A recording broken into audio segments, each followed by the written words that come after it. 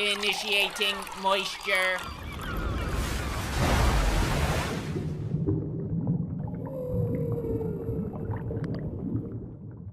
Welcome to the Moist Meter. Today we're looking at a real grizzled elite gamer status hardcore game, Sekiro: Shadows Die Twice. From Software's newest game. Let me go ahead and say Souls-like games are my favorite games out there. It's among my favorite genres. I've played literally every big budget Souls-like game, including Lords of the Fallen and The Surge, which a lot of you fake pussy-ass gamers seem to have skipped over. I was out there putting nuts to butts on those games, and I still enjoyed those. I fucking love the genre, and I'm happy to say Sekiro: Shadows Die Twice is a beautiful entry into it, gave me some fat boners, and now it's time to share that hard penis with you and what my thoughts on the game were.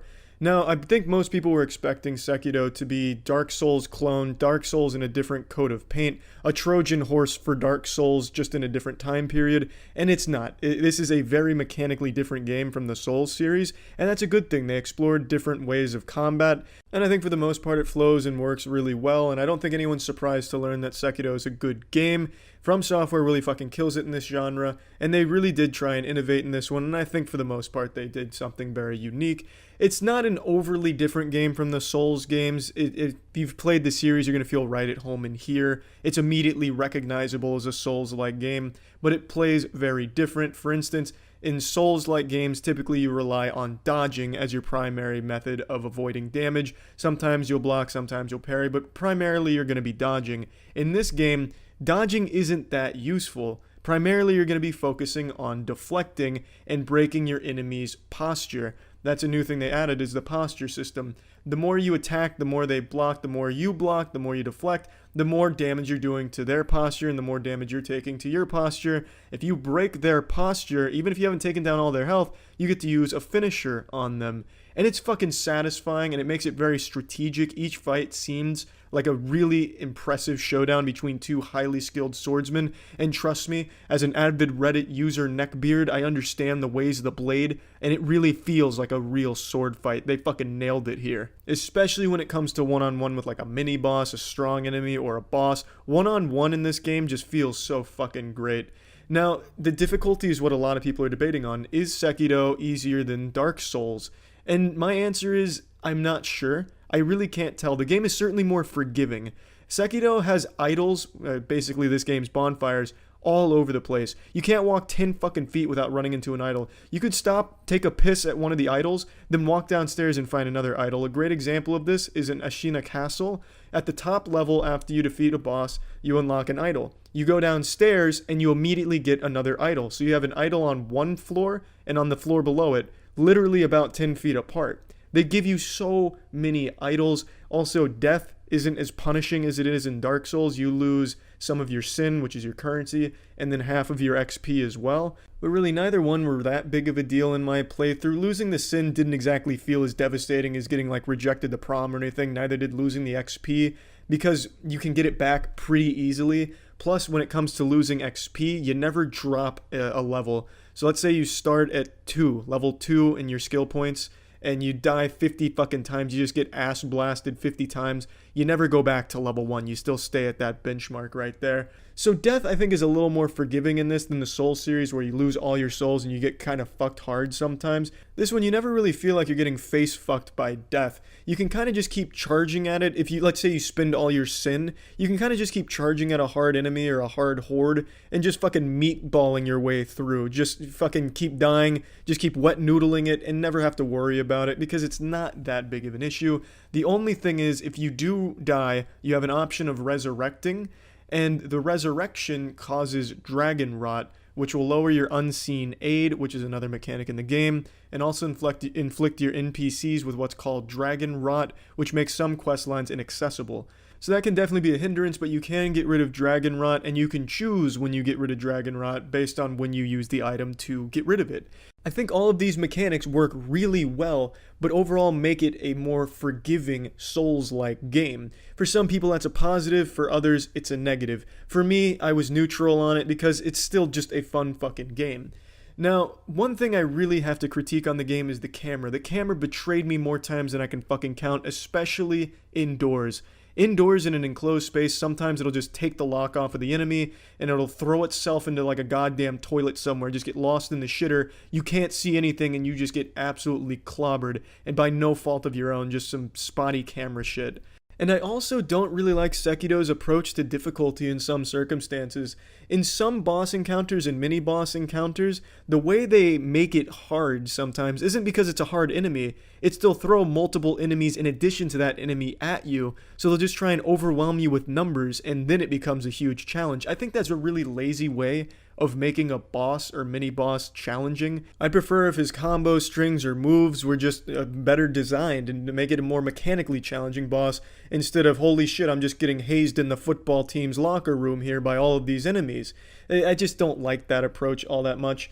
Also, in the game, you get a robo-arm, a prosthetic arm, which comes with a lot of different attachments, like a fucking flamethrower, things like that. I think all of the prosthetics were very, very situational, to the point where you'd almost never use them and you'd always just forget that you even had them. I don't think the prosthetics ever really had a strong purpose, at least in my initial playthrough. New Game Plus, I find myself using it a bit more. That's another thing, New Game Plus is extremely easy. I expected it to be harder, not a complaint, just saying. But the prosthetics never really solidify themselves as a valid thing to use against any enemies of any kind. Sometimes, like with the finger whistle prosthetic, you can plan out a strategic attack, and I could see the use in that. But in terms of combat, I don't think you will ever use a prosthetic for more than like breaking a shield or something with the axe, or just very briefly stunning the boss with the firecracker so you can get one cheap shot in on him or break up his combo. Also, in addition to that, there's a couple skill trees that are totally fucking worthless as well. The martial arts tree serves genuinely no purpose at all. It doesn't really increase the duration of your consumables by much, maybe like 2 or 3 seconds from what I've seen. And also it doesn't increase your sin gain by that much. And all of the offensive moves in the martial arts tree you should never ever get. It's a huge waste of your skill points. I have seen no reason to ever use anything from the martial arts tree. And the last complaint I have about the game is the hook shot. I don't exactly know how else to explain it. The thing that you latch onto roofs and you swing towards them, to put it for all of you non-Sekiro veterans out there. That lock-on is very all over the place and inconsistent. Sometimes you're like right underneath the thing that you want to grapple onto, and it will not pick it up. It seems like it works when it wants to work, and sometimes it just fucking falls asleep and won't work at all. I swear that shit just made me so soft sometimes. But anyway, let me plug this shit into the moist meter. I'm giving Sekiro Shadows Die Twice an 85%. I think the game is spectacular. I fucking loved it start to finish. Also, the final boss, I think, is a huge, huge piece of shit. The final boss is the hardest boss in any Souls-like game I have ever played. And I beat the shit out of every Souls-like game, and I never struggled as much as I did on the final boss.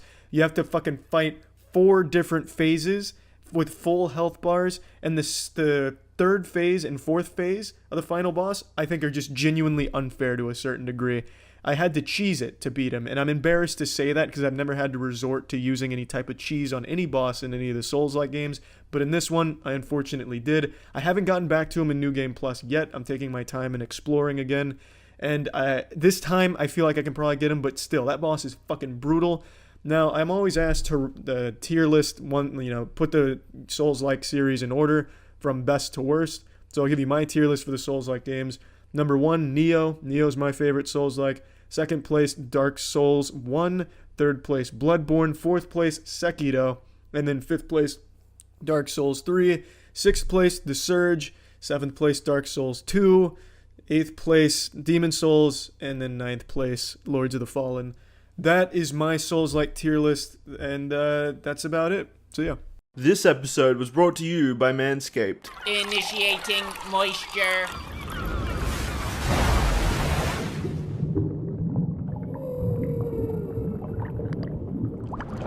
Welcome to the Moist Meter. Today we're taking a look at Call of Duty Black Ops Cold War. Let's just go ahead and dive right in here and spread these ass cheeks apart. I'm going to divide this into 3 sections: campaign, multiplayer, and zombies.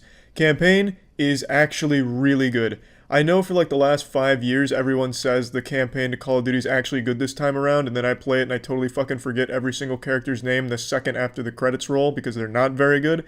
This year, it is actually very good. The campaign was super fun and actually very different from previous entries into the franchise.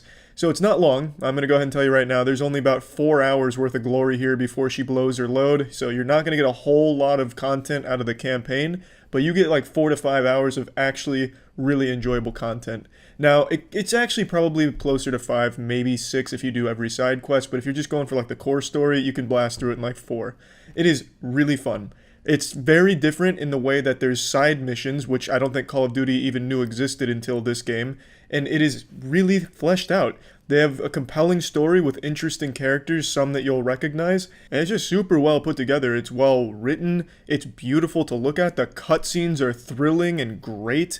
There's really only one downside I even have about the campaign is sometimes you have to get on a turret for those boring-ass static turret sections that every shooter has, but, I mean, every shooter has them, and they're always boring, so it's nothing, like, unique to this game. I just wish they had done away with that shit. But what they did actually get away from, and the best decision Call of Duty has made in the last 10 years in terms of its campaign, is getting away from doing those tedious fucking missions where you just stand in one place and defend it for 10 minutes from waves of enemies. There is nothing more mind-numbingly boring. The only challenge there is not falling asleep during those sections of those games. It is so fucking awful. And you know exactly what kind of objectives I'm talking about. In old Call of Duty campaigns, every mission would have 1 or 2 sections where you and your team were ordered to go to this fucking abandoned computer in this dilapidated warehouse full of syringes where you have to download the Applebee's menu onto a flash drive. You have to sit there and defend it as it downloads slowly from 0 to 100%, defending it from waves of enemies. And it's terrible. It's absolutely awful. You're just sitting there, snot leaking out of your nose, drooling, praying any wave will be the last one until you're finally done from that purgatory, that fucking hell. In this game, there's not a single one of those that I can recall. I take that back. There is one that I can recall, and it only lasts for about 2 minutes, and it's at the very end of an extremely good mission, so I forgive it. I am so glad there weren't very many of these. It was such a refreshing breath of air. It is so nice that in this game they actually prioritized just delivering a full nuts to butts narrative and high action combat experience, and I really appreciate it. And not every mission is the same, run and gun, shoot and titties all over the place. There's actually some stealth missions that are really well put together and kind of like almost a pseudo open world at one section where you can like go explore and find some other shit. Really, every mission has places that you can explore, find information that'll give you a new side mission that you can pursue at the evidence board. It's just really good and surprising. There's one section, I'm not going to spoil anything, but there's actually some very interesting elements at play here, so I really like the campaign. I really did, and I was super surprised that I did. I didn't expect it at all, and it lives up to the hype. The campaign in Cold War actually fucking bangs. And now we move into the multiplayer where things get real dirty. I'm talking this game is a dirty asshole when it comes to multiplayer. It's not fun. I like the gunplay in Modern Warfare. I thought that was at least a little different, and even though it prioritized, or you benefited more from slower gameplay in it because the maps were fucking dog shit, this game takes it way back to the basics. Like, it feels like I'm playing a Call of Duty game from 8 years ago. It is the most generic Call of Duty has been in a long time. The gameplay in the multiplayer, like the actual gunplay and all that, is so generic. It's painful. It is so bland. It's like biting into styrofoam every single time you play a match in multiplayer. I didn't like it, like, at all. There's really no compliments I can give it. There's only 8 maps in the whole multiplayer or some shit like that. There's just not a lot of content when it comes to the multiplayer gameplay. The dirty bomb shit that they added, that's not fun. There's really no fun to be had if you're just playing competitive multiplayer. And you can't even call it competitive because there's no ranking system, so the whole game is basically casual with skill-based matchmaking, which makes no fucking sense. I know a lot of Twitter warriors, FPS warriors on Twitter like to get into a debate about skill-based matchmaking, and I think it's the dumbest debate of all time because it's stupid. Skill-based matchmaking in a game with no ranking system is the dumbest shit in the world. It's like having cereal, but instead of using milk with the cereal, you use nails. Every single game is basically a ranked game, but with no reward for it, so what the fuck is the point in making everyone play against sweaty players that are their own skill rating? What needs to happen, and what was solved in 2004 with Halo 2, is you have a ranked system, a ranked gameplay area, where every time you play ranked, you get levels, you rank up, you get certain things. League of Legends, you go from bronze, silver, gold, and you're playing against people your own level. That's the best way of doing skill-based matchmaking, not having the whole game be a blanket skill-based matchmaking where there's never anything casual. That's just not fun, and it makes no sense. Even casual players can't really enjoy that. See, what happens in a game, like let's take League for example, if you join into a casual game as a shitty player in League and you get stomped and paired against challenger players and your whole entire existence just gets blasted wide open by them, what you'll likely do is go to a ranked game mode where you're going to play against people in bronze division, play against people your own level. So basically then the bad players will play ranked because they're playing people their own level instead of going into casual. It's a problem that solves itself. You don't need a full skill-based matchmaking system across the entire board of the game. It's stupid, especially when there's no ranking system to reward playing at this high level. If you're a good player and you're only playing against good players, you get nothing in return. It's just dumb. It's really fucking dumb. To not have just a casual playlist where it's just totally random like it has been for the last 20 fucking years makes no sense. I don't know why they're trying to reinvent the wheel here, but they're not just trying to reinvent the wheel, they're literally destroying the fucking wheel and hitting it with sledgehammers. The skill-based matchmaking system with no ranked is dumb. It's just objectively dumb. There's no debate to have here. All that being said, I was absolutely meat hammering everyone I played against in this game. 100%. So the skill-based matchmaking system, I just don't even think it fucking works. I was going literally 50 and 15 in most of these goddamn games. But it's just not fun. The game is not fun. I did have some challenging matches. I was clearly exaggerating. I definitely had some real slugfest challenging matches where I played like absolute shit. But no matter when you're doing great or doing poorly, it's just not very fun. It's a boring game. This game is like a parody of Call of Duty. Like if someone was trying to emulate Call of Duty 8 years ago, this is the game they would have made. The multiplayer is just not enjoyable. Now we move on to the last component of Black Ops Cold War, which is zombies. And zombies, as it has been for a long time, is still very enjoyable. I have zero fucking complaints about zombies. I never really do. The gameplay, the game mode is just really fun. And I do like this lore they build up, their Easter egg. I really just like pretty much everything about zombies. It's the perfect blend of being able to just play it for fun, kick back, shoot the shit, and just, kill some zombies here and there. And there is a very high skill ceiling where you can make a lot of cool shit happen in the game mode and do a lot of really impressive cool shit. Zombies still bangs. I have no complaints about it. It's a little bit different from previous entries, but it's not overly different. I don't know why people are going wild about how big the changes are, because, I guess I'm not like a hardcore zombies guy. I don't really notice any massive sweeping changes to zombies. It's still just as fun as I would have expected it to be. And yeah, that really covers it all of zombies. If you like zombies in any of the other games, you're going to like it here. If you didn't like it in any of the other games, I don't think it's going to win you over here, but it's still just a good time, I'd say.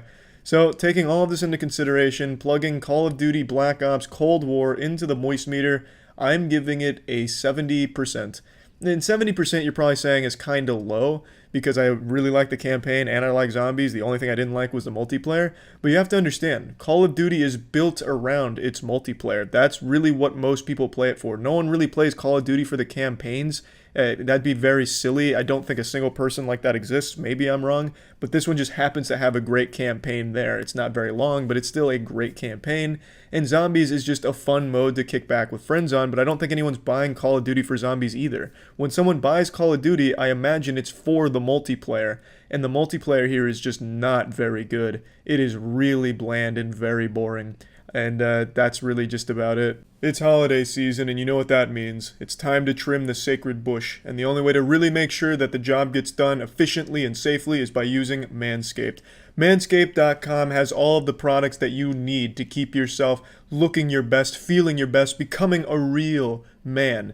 And when it comes to trimming your balls, your stinky, putrid balls like mine, you need something that is both powerful and isn't going to rip your entire dick off. And that's why they have the Lawnmower 3.0, which comes with skin-safe technology so you're not accidentally hurting yourself, eviscerating yourself down there, and it is extremely efficient at what it does. I've never had an injury with it when prior I had a couple injuries using other devices. So far, the Lawnmower 3.0 has been taking good care of me, And you can also get the Perfect Package Kit 3.0, which comes with some anti-chafing ball deodorant and moisturizer so you ain't stinking down there. Really, Manscaped just has everything you need to be your best. So if you're interested in trying Manscaped products this holiday season, you can go to manscaped.com/moist to get 20% off and free shipping. That's manscaped.com/moist for 20% off and free shipping. Initiating moisture.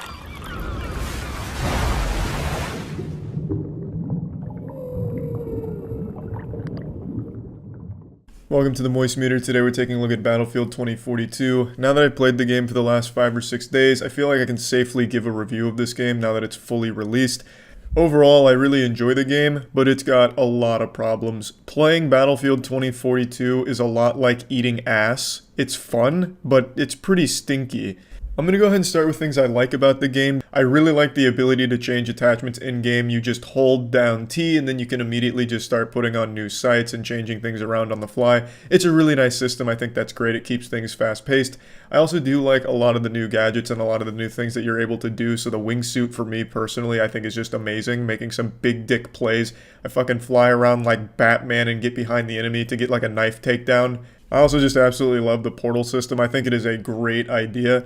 It's not fully realized yet, but I think like in a month it'll be pretty refined. Basically, you can go to this portal system and you can choose these servers where you can play like some classic Battlefield experiences. For me, Bad Company 2 is my favorite Battlefield game, and I can go back and play that game. Granted, it's a little different than it was originally, but it's still a lot of fun to revisit that style, and I just think it's a really great idea, and I'm excited to see where that ends up. I think the custom games people will come up with for the portal system are going to be really enjoyable and probably give the game an even longer lifespan. So I think that's just a really exciting idea. I also really appreciate that they didn't bother ham-fisting a campaign into this game. Battlefield stories have been terrible since Bad Company 2, so I'm glad they didn't even bother here. They just said, fuck the campaign, let's focus on what people actually play Battlefield for, which is the multiplayer experience. And I don't know why people were pretending to be upset by the lack of story mode here. I doubt they could name a single character in any Battlefield campaigns, because they're all terribly, forgettably generic. So I think it was a good call not to do that with this one.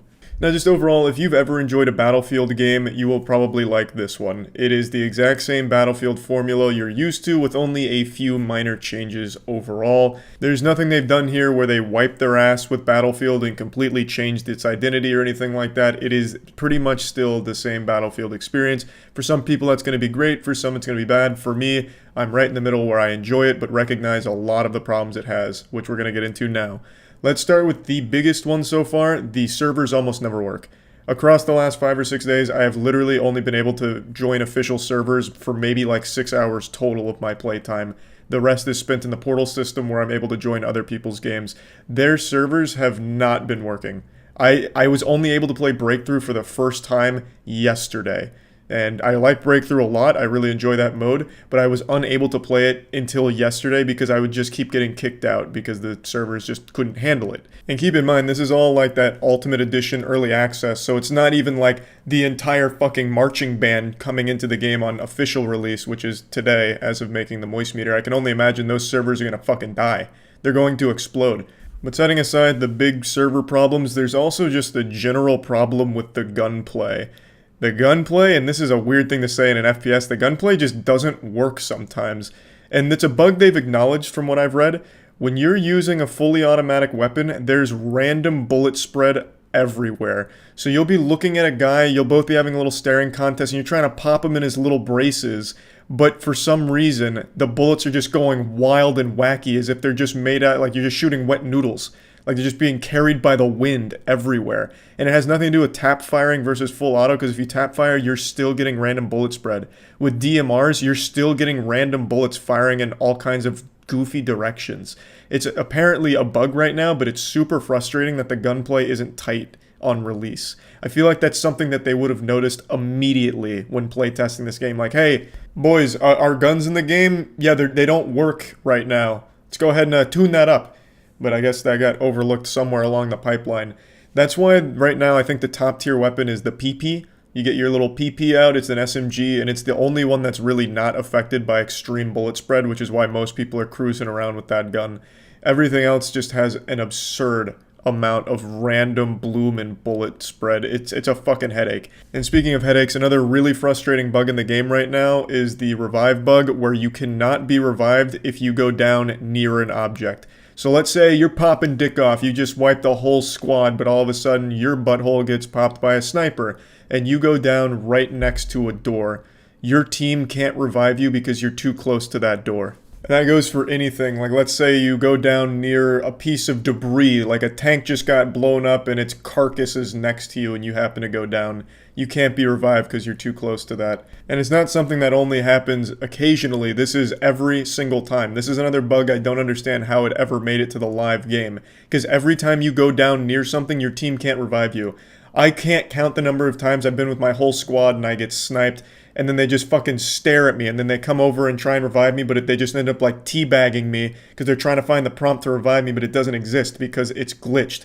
I'm too close to, you know, a fucking piece of bubblegum that's on the battlefield. Like, you have to be completely isolated from everything around you in order to be revived. If there is even like a shell casing near you, you will not be able to be revived by your team. It's super frustrating, and it makes me mad at my teammates, even though I know it's not their fault, because I'm just down in front of them, they're just staring at me like they got the defibrillator out, and they're just looking at each other like, well, nothing we can do here. Can't you see? He went down right next to some old guy's shoe that was left on the battlefield. Hey, out of our hands now. I just can't imagine how this bug actually slipped into the full game here, because it happens every single time you go down near anything. It's so silly. Unfortunately, there is a lot of other bugs in the game as well. There was even one so bad that it would give you invincibility pretty much, where one of the characters, I think it was Dozer's his name, he had this shield where you could basically just be immortal. It would have you come into the game as the fucking Juggernaut. You were able to put that shield on and make yourself impossible to get killed. And when they re-enabled that gadget, it was still broken, where you could just get shot point blank by a tank shell and not die. So, like, there's a lot of things in here, a lot of these bugs that I don't understand how they ever made it. Because they're, like, completely obvious, glaring issues that are somehow still present in the game. There's also a huge issue with rubber banding in games. A lot of the servers are laggy, even when you do go to the official ones. There's a lot of desync problems. Really, there is a lot of jank to this game. Like I said, I still am enjoying it overall, but I have to point out these problems. And these are things that people are absolutely going to notice and feel. And I think in particular, the thing that's going to make people the angriest is that random bloom and bullet spread. I think people are going to be really upset at how inconsistent the gunplay feels during an intense firefight.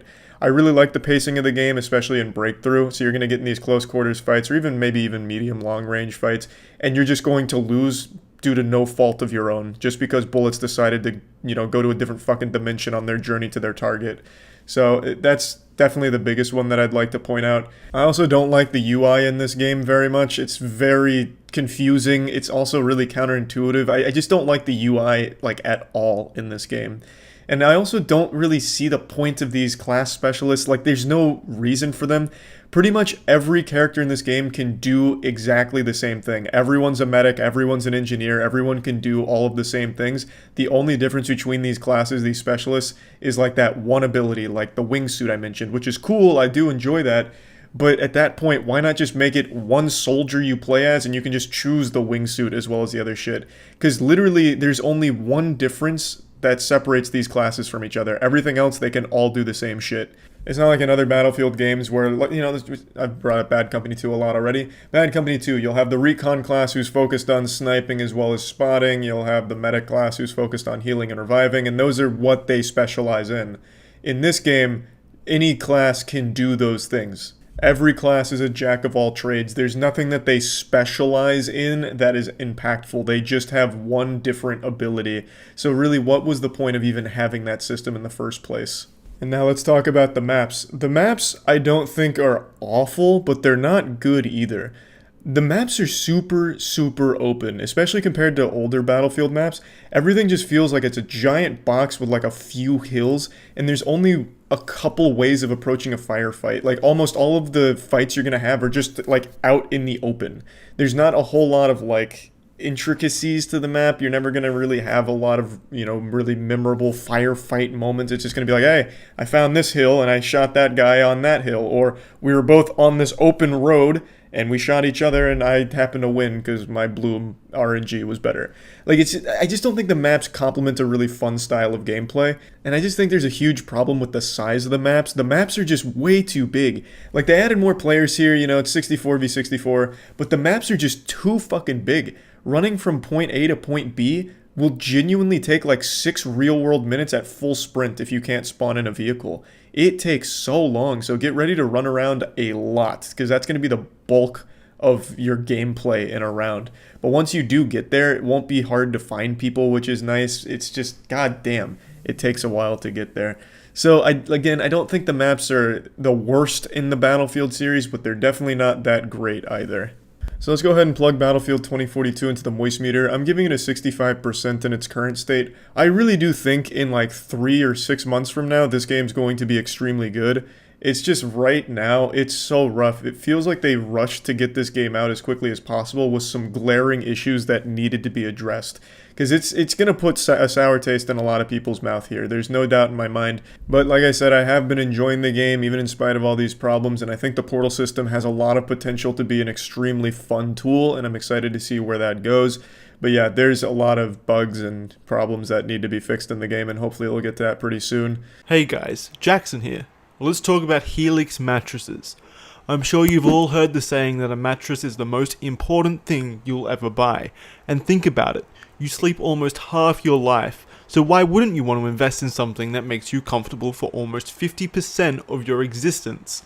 That's where Helix mattresses come in with their amazingly comfortable, specifically designed mattresses.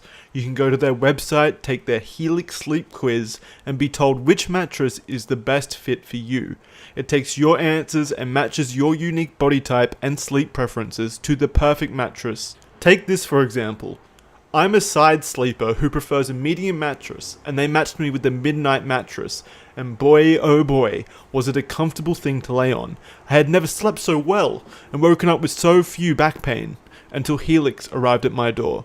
Speaking of delivery, Helix delivers your mattress right to your doorstep for free. It comes rolled up in a box and it's super easy to set up for yourself. If it makes you nervous to buy a mattress you've never tried before, Helix comes with a 100-night sleep trial, so you can get more than 3 months of practice in to make sure that you love it.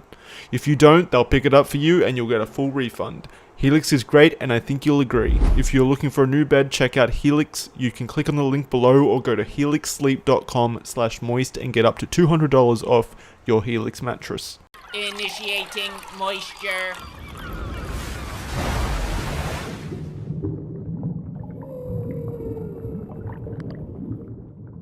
Welcome to the Moist Meter. When it comes to online reviewing of shit, it's basically a battle royale. Except we're the undisputed unanimous winner of this battle royale. The Moist Meter is the king, the only one you can trust, and today we're turning our omniscient gaze towards Apex Legends. It's the newest condom tossed atop the pile of condoms known as the Battle Royale genre, and this one's made by a developer that I have a lot of respect for. This is made by Respawn of Titanfall fame in collaboration with EA. I don't know if EA helped. They might have just like farted in the office and called it a. I'm really not sure what role EA's played in it, but it's published through EA, who nobody likes, no one has respect for, me included, but I'm happy to say that it is a good Battle Royale game. At the time of recording this, I have 12 wins and about 15 hours worth of gameplay. I'm basically the fucking Shroud of Apex Legends, if Shroud didn't also play Apex Legends. Now, I don't know if this is something Respawn really was passionate about making, or if EA just shoved their micro dick down the throat of Respawn and forced them to abandon Titanfall to make this one. There's really no telling, but Respawn made a quality Battle Royale product here.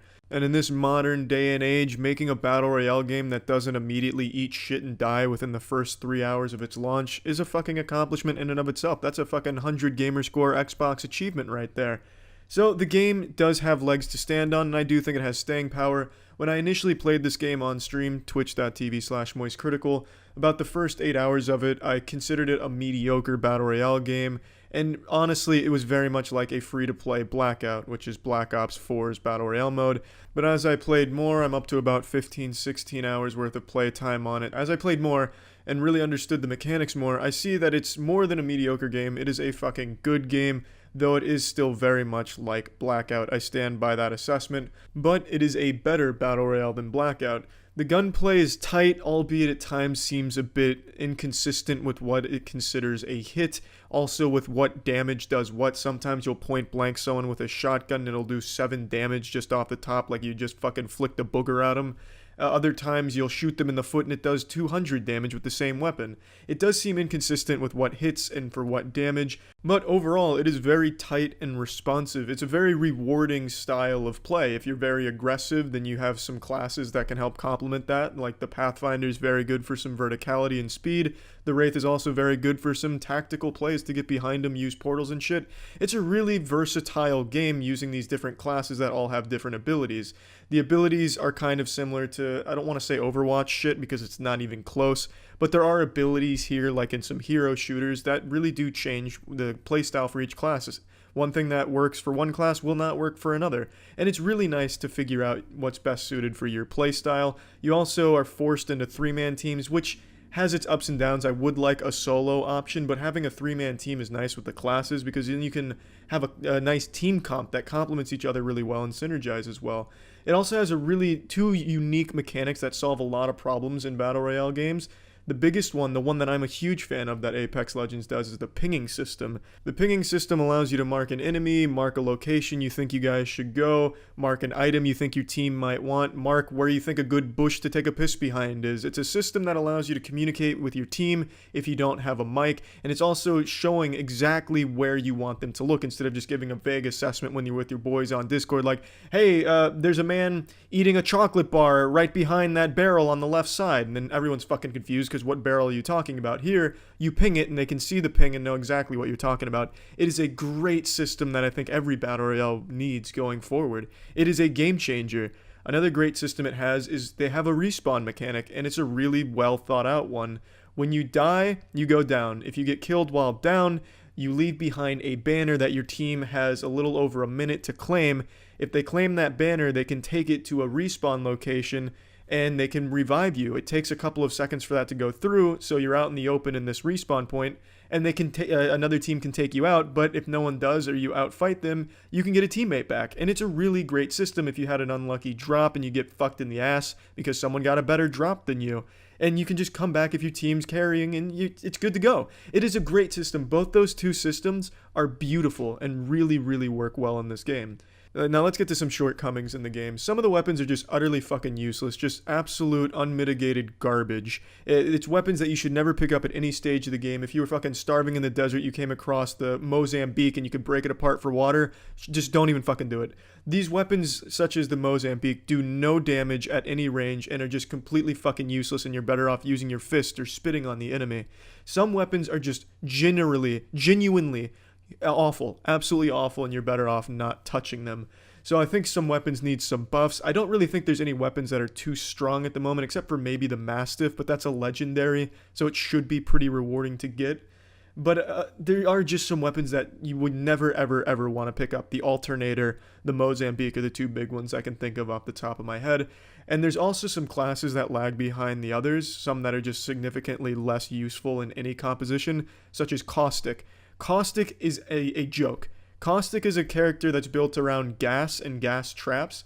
So his gas traps fucking suck. He just plants a giant water balloon of fart fumes, and it goes off and does literally 1 damage. It poisons them for 1 damage. It's useless. I guess you can use it for tagging enemies, but it's really easy to avoid. It's not a huge area. It's just fundamentally awful for tagging and for also doing damage. The only use that Caustic's traps have is to slow down the enemy by making them laugh. You plant a trap, the enemy team sees it, they stop for a minute to giggle because they know you're a fucking idiot for choosing Caustic.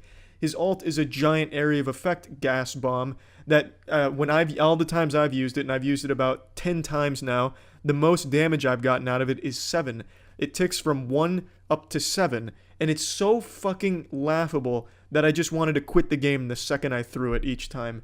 Everything in Caustic's kit is bad. There's no reason any team should ever have Caustic on it, under no circumstances. And the last complaint I have about Apex, and it's nothing that Respawn can help with, is EA.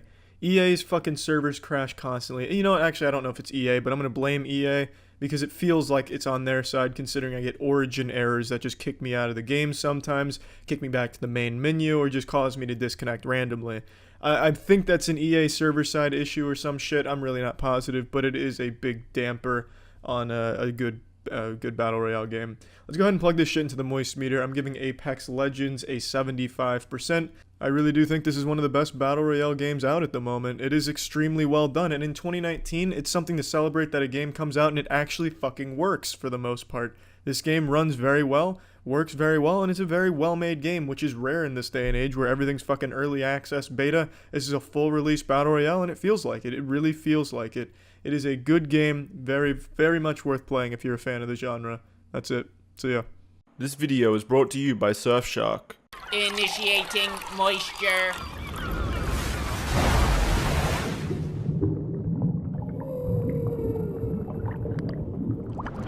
Welcome to the Moist Meter. Today we're taking a look at the highly anticipated masterpiece, Bugsnax. Bugsnax is to the PlayStation 5 what Halo was to the Xbox. It's a fucking system seller. Now, all jokes aside, Bugsnax is a good game. Now, I know for like the last 8 months or whatever it's been since the game was announced, everyone was joking about how Bugsnax would be the title to finally overthrow GTA 5 for the highest grossing video game of all time and stuff like that. Just making jokes about the game, and most people didn't think it'd actually be very good. But I'm pleasantly surprised to say that the game is good, like surprisingly good. I was definitely joking around with that shit as well, and I am absolutely delighted to say the game is unironically a good game. I don't have a single complaint about Bugsnax. Every character in this game is likable. All the writing is so goofily cheesy and self-aware that even bad jokes in it still just kind of make you smile. Even though they're like pretty fucking bad jokes, they'll still make you smile because it's like, the developers are in on it. They know what they're doing. They understand what this is coming across as. Now, make no mistake though, this is definitely a game geared towards a younger audience. That's not to say adults can't enjoy it. I definitely enjoyed it, but if you're one of those kind of dudes that's really insecure in his masculinity, who only like drinks muscle milk and talks about titties, you'll probably not want to play this game because it's cartoony and definitely geared towards a younger audience, but it is a fun game. Like, it is a game to kick back and just play casually, get a nice bit of lore. It's a really good narrative. It's just interesting and very different. So let's talk about the gameplay. The gameplay is all about catching Bugsnax, as the name would imply. Bugsnax are like drugs, but like a really hard form of drugs that the inhabitants of the island enjoy and are addicted to. So most of your 8-hour journey is spent collecting these Bugsnax. Each one has different ways of catching them. You have an assortment of traps that you'll use in combination with each other to lure Bugsnax in and catch them, and then feed them to the inhabitants, which then cause some kind of body horror modification on them where they take on like the arms of a strawberry or something.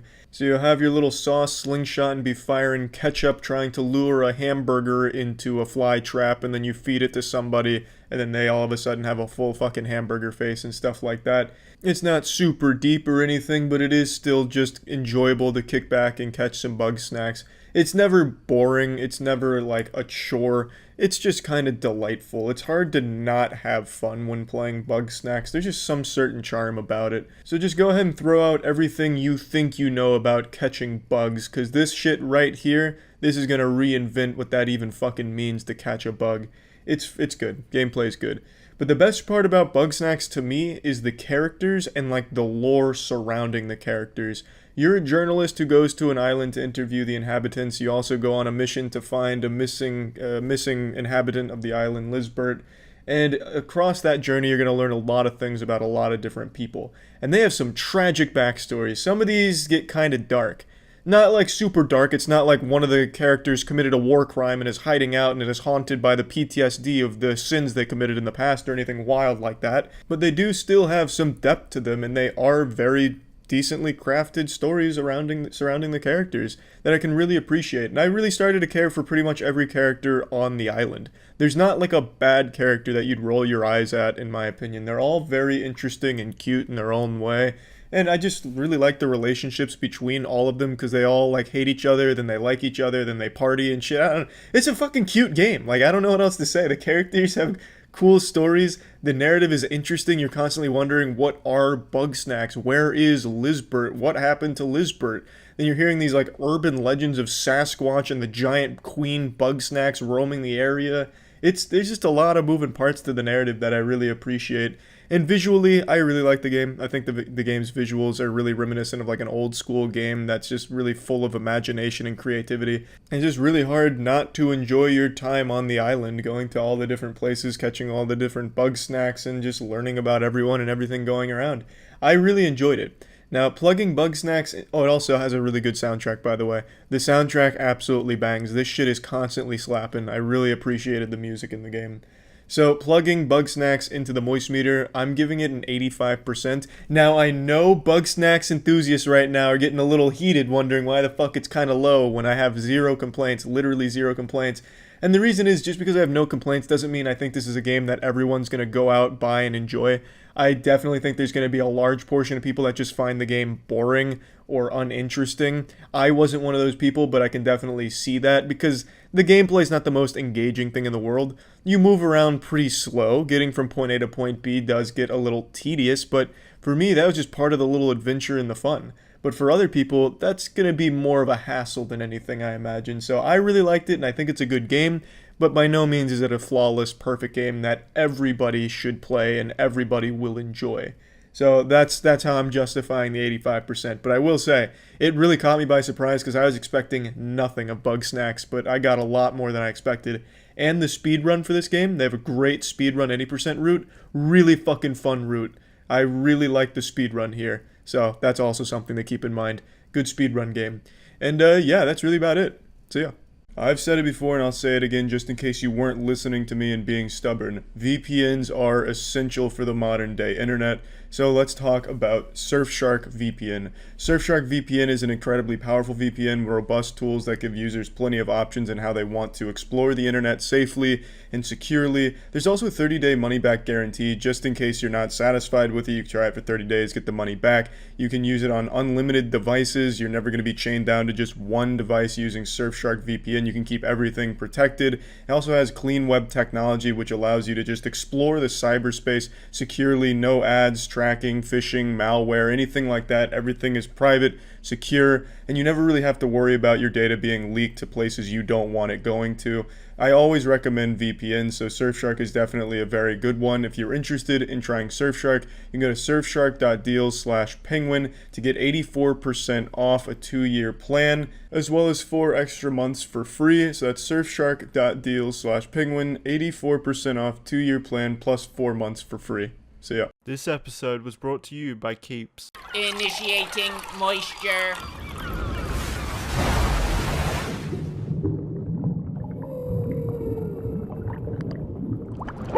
Welcome to the Moist Meter. Today we're looking at Dragon Ball Z Kakarot. This is the latest Dragon Ball Z game, and like almost every other Dragon Ball Z game before it, you play through the story of Dragon Ball Z from start to finish. However, Dragon Ball Z Kakarot is far more in-depth and has significantly more fan service than any of the other ones, which is great. They're bringing back characters that I guarantee no one in the world remembers ever existed in the universe in the first place. Not even Akira Toriyama would recognize half the fucking cast and crew here. They'll have like a side quest given to you by the baker who appeared in a single scene during a flashback of episode 8 in the original Dragon Ball series from the 80s. It's crazy the kind of characters they brought in here, and it's really heartwarming to see a lot of them brought back. But I don't think their side quests they give you are all that enjoyable. Most of them are just fetch quests. Hey Goku, it's good to see you after 40 years. Can you find me some fresh deer meat, 3 tissue boxes, and a lawnmower? I'm working on a new invention. Just the quests themselves aren't very fun from a gameplay perspective, but it's really cute to do them and then get that character's soul emblem, which is basically like a little trading card with the character's face on it, a little token with their face on it. I'll get into that in a minute. The soul emblem mechanic in the community board I think is a really cool, interesting mechanic they brought in. But yeah, it's not just bringing in fan service characters, they bring in literally every element from Dragon Ball Z's main story arcs. Even the filler episodes such as Goku and Piccolo driving, it's here. It is a really deep dive through the entire arcs with all of the fat trimmed off it. It's a really nice summary of everything, and it's really enjoyable to just sit through and rewatch it again, kind of. Like, even just not playing the game, watching it is a lot of fun, because you get all of the same story elements, all of the same cheesy dialogue, cheesy writing, and power-ups and shit. You know, I was so fucking invested in this. By the time I was able to gather the 7 Dragon Balls in the open world, I damn near made a wish myself for extra inches to my height. I just got so invested in the story and the game. It was cute. I felt like a little kid again going through all this nostalgia shit. And I will say, if you're not a fan of Dragon Ball Z, I don't think there's a whole lot here for you in terms of the story and everything. Most people are just going to find it overly cheesy and just silly. But for fans of the series, it's exactly what you want from a Dragon Ball Z story. It covers everything. It doesn't leave anything out except for a couple of trivial things and a couple of small changes. It's just great. I really like what they've done with the narrative, and it's a lot. There's a ton of cutscenes here, and I don't think all the cutscenes look very good. A lot of them are kind of Jump Force-esque, like Jump Force meets PowerPoint.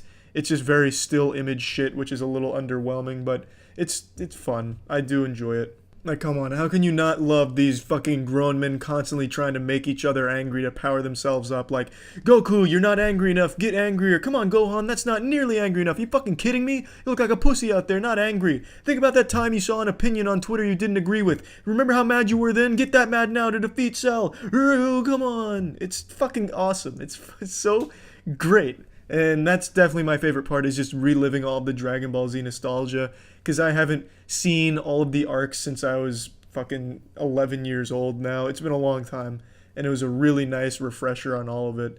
And I know that's not unique to Dragon Ball Z games, of course, because all of them cover the exact same shit and all hit the same beats, but Kakarot, I think, does it the best by just getting everything in it. So yeah, definitely probably the strongest part of this game. The gameplay, I don't think, is anything overly different from what you're used to from Dragon Ball fighting games, except for Fighter Z, of course. It's exactly what you're expecting. A lot of spamming B, timing, dodging, instant transmission behind someone. A whole bunch of the same old, which isn't a problem because it's the tried and true formula for Dragon Ball fighting games. You know what to expect. You get pretty much the exact thing you're expecting. They have a super ability level up deal where you collect orbs in the world or through battle or through the story, and you're able to upgrade your different attacks, different supers, get new abilities and new bonuses that you stack on your characters. So you can switch things out, change things around, but the gameplay at its core is exactly what you're expecting from a Dragon Ball Z fighting game. Now, one new mechanic that I mentioned a moment ago that I really like is the whole Soul Emblem and Community Board. The Community Board is something that they brought in here where there's different categories where all of your Soul Emblems can fit into. For example, every main character has a Soul Emblem, Goku, all of them, and they each come with different values for each different category they can be in, like Z Fighter, Training, they all have different numbers. And you put these Soul Emblems in the board, and as you match other characters in the Community Board, you get bonuses. Some bonuses give you bonus XP, some give you more damage, all kinds of different bonuses that you're able to unlock by putting new Soul Emblems in there that you get from the story or through the side missions. And I think that's a lot of fun to keep amping up your power, making yourself more powerful, making the grind easier. Maybe you want to collect more items in the world or get more money. Well, then you'd overload some of those categories that give you those bonuses with some Soul Emblems that fit there, and then you can give them gifts that increase it further. I just found that system to be very nice and just kind of a cute little twist that was able to just amp the gameplay up a little bit more for me and add a little bit of strategy and preparation. Now, the open world is something that I know a lot of people are curious about. I don't think the open world really adds all that much to this game. It's kind of just barren. There's not a whole lot to do. There's side quests in there, sure.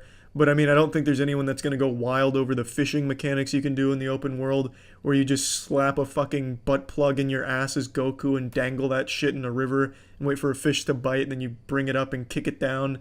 It's not overly fun to fish. Hunting is equally as unfun, where you just go around sticking your whole entire fist up a deer's asshole to get its meat. There's also dinosaurs that you key blast and then you get dinosaur meat.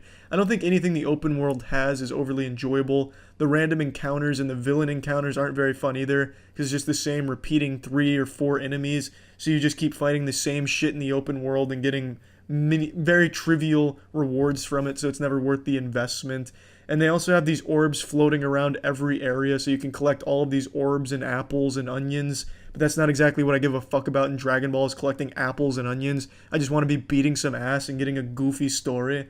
So it's just, I don't think the open world is all that great. It is big. There's a lot to explore. There is a ton of shit in the open world. And there is a lot of side characters, of course, scattered throughout it. But it's just not, it's not very fun to just go around doing the hunting and fishing and shit like that. There's just not a whole lot of value there. But if you want to talk about pure size of it, it is impressive with how big it is. I wasn't expecting that. Now, the game will take you anywhere from 30 to 40 hours to complete. It took me just under 30 hours to beat it from start to finish, and that was without doing all of the side quests. I did a ton of them because I got kind of addicted to getting soul emblems, so I'd bring like the Ginyu Force back with a Dragon Ball Wish just to get their soul emblems, which is fucking tedious as shit. But just doing, you know, all the side quests and everything, like 100%ing this game, I could absolutely see it take anywhere from 40 to 60 hours.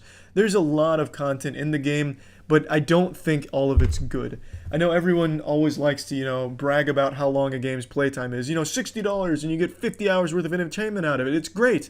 But I don't agree with that. I don't think that's a good selling point. Yeah, you get 50 hours, but are all 50 hours good? I'd rather have a $60 game that's 8 hours long, but all 8 hours are great, as opposed to a 50-hour game where 12 hours are great, and then all the rest fucking sucks and is tedious and is just padding for time. That's kind of how I feel with Dragon Ball Z Kakarot. A lot of even the main story missions are just fetch quests. Hey Goku, we're in the middle of a filler arc, so do you mind going and getting some meteorite that crashed in the middle of, you know, the fucking Cell Games arena somewhere over there? Oh yeah, just use your senses, you'll find it, it'll be fun, bring it back. That's boring missions, and again, most of the side missions are boring too, that are fetch missions. It's just, I don't think there's a whole lot of value in the game's length when it's mainly padding from a lot of the missions. Now, not all of the story missions are fetch missions. In fact, I'd argue less than half are, but there definitely are too many, I'd say. The majority of the missions, you're either going to get an immediate fight or immediately going out to fetch some shit. Also, I'd like to say, half of the side missions in terms of their XP are totally fucking worthless in comparison to the story missions. For a single story mission, you can get 3 million XP. For a single side mission, you get like 3k. That's towards the end of the game, but that's the difference between a side mission and a story mission. You get so much more XP doing story missions than you do side missions, so if you're trying to level up, the last thing you're going to want to do is go around fucking fetching shit for 3,000 XP. But you do get some good items from them, which could be worthwhile if you want to get your community board shit up. But I mean, the XP difference is remarkable. Plugging this into the moist meter, I'm giving Dragon Ball Z Kakarot a nice 65%. While I do love the story and all of its cheesy, goofy goodness, if you're not a fan of Dragon Ball already, there is absolutely nothing for you there. I imagine most people get turned off by it.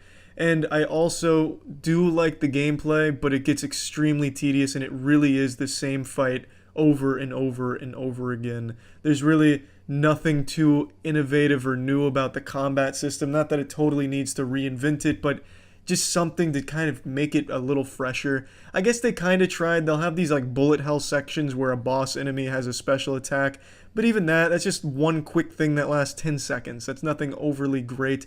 So the gameplay does get super samey and tedious after a little while and just boring and uninteresting at points. But I enjoyed the game overall. I'd say it was a lot of fun. I do think the side missions as well, really all the missions that involve fetch quests really needed to be addressed a little bit better. It seems like it just really wanted to pad out the playtime without any real justification for getting those items or any real story significance behind it. Just seemed like for the sake of making it long. Overall though, good game, had fun with it. Jackson here from the hair analyzing department over at Moisture HQ. Did you know Keeps is revolutionizing the way men are treated for hair loss? It's actually pretty incredible just how easy and affordable they have made keeping your hair on your head. With Keeps, you can visit a certified doctor online and get scientifically proven hair loss treatments delivered discreetly straight to your door. It's that easy and successful because Keeps treatments are up to 90% effective at reducing and stopping future hair loss. Find out just why nearly 100,000 men trust Keeps with the hairs on their heads by heading over to keeps.com/moist. If you're ready to take action and prevent hair loss, go to keeps.com/moist or click the link in the description to receive 50% off your first order. Once again, That's keeps.com/moist. Initiating moisture.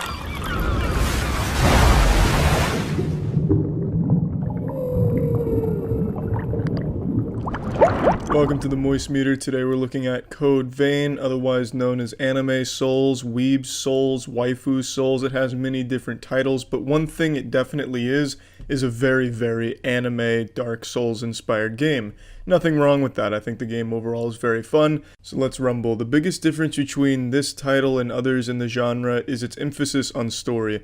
Most games that fall into this really put not much focus on a story. Yeah, they're there, and they're definitely good if you go out of your way to find the story elements, but this one is much more about a narrative that you follow, meeting characters developing, solving mysteries, and it's a lot of fun. Even though oftentimes it's extremely cheesy, it's not a bad thing, but this is genuinely some of the most anime shit I have ever seen in my life. There's a main character named Yakumo, and every time he even so much as hears a fart, he goes into this long monologue about what his friends mean to him. I shit you not, there's a scene where he takes out an onigiri, takes a bite of it, and then says, "Oh, I see you saw me eat an onigiri. Well, I'm not exactly hungry, but it reminds me of my friends. My friends and I used to love eating these together, and there's not a goddamn thing on this planet I wouldn't do for my friends. I'd go to hell and back for my friends, then back to hell if they wanted me to. I'd stay in hell and jerk off in hell if my friends wanted me to. My friends mean everything to me. Friendship. The power of friendship."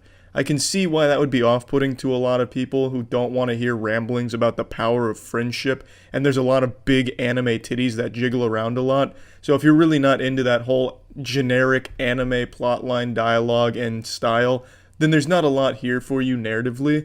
But if you don't mind the cheesiness and you don't mind some really lackluster voice acting in a lot of points in this game, it's a lot of fun. I think the story's well written and it's interesting and it keeps you invested in the characters. But you can skip the dialogue, you can skip the whole story if you want to, just kind of mash start through it like you're watching a RuneScape cutscene, you're just fucking hammering space to get through it. And that's fine, because the gameplay is very fun, so if you really just care about good Souls-like gameplay, Code Vein offers that for sure. There's a decent amount of build diversity, but they all kind of boil down to 3 main weapons and 3 main ways of playing. There's a bayonet, which allows you to shoot, and it's best for casting. There's giant 2-handed swords and hammers, which is good if you want to do some strength stuff. And then there's one-handed weapons as well if you're going for more dexterity-based, dodging around-based shit. When it comes to actually fighting enemies, the combat itself isn't that deep, and most of the abilities kind of function in the same manner. Though there are obvious differences between them, you'll kind of find yourself using the same 3 abilities depending on what kind of build you want to do. So the combat itself in terms of fighting isn't that deep, there's not really a lot of combos or a combo system or anything like that. But where it gets deep is when it comes to how you want to build your character, with the blood codes, the blood veils kind of functioning as your armor and a complement to your blood codes kind of functioning as the base for what you want to go. For example, tanking, you'd most likely want something with Atlas, maybe even Fighter. There's just a lot of blood codes that offer different statistical benefits, different resistances, different perks, and they come with their own set of gifts. Now, gifts in this game are the abilities, and if you master an ability, you can use it even without the corresponding blood code, so you can constantly have different abilities on different blood codes that weren't native to it. And your blood veil, like I said, is basically your armor with your defensive stats as well as some offensive scaling bonuses. So it gets deep when it comes to min-maxing your character and making a build that you're happy with. However, the combat itself is kind of lacking in depth when you're actually fighting mobs. There's really just not a whole lot of depth to it, but I don't think it's necessarily a bad thing, because what it does well enough in its execution to make it fun. I never found myself bored during a fight. The only times I found myself a little underwhelmed is during the boss fights, because these bosses have no mechanical depth to them whatsoever. You could give the controller to your dog and just have your dog hammer on it and probably beat one of the bosses. The bosses aren't overly different from just a normal enemy. They have basically the same 3-attack move chain, they have a teleport slash, and that's about it. They just have more health.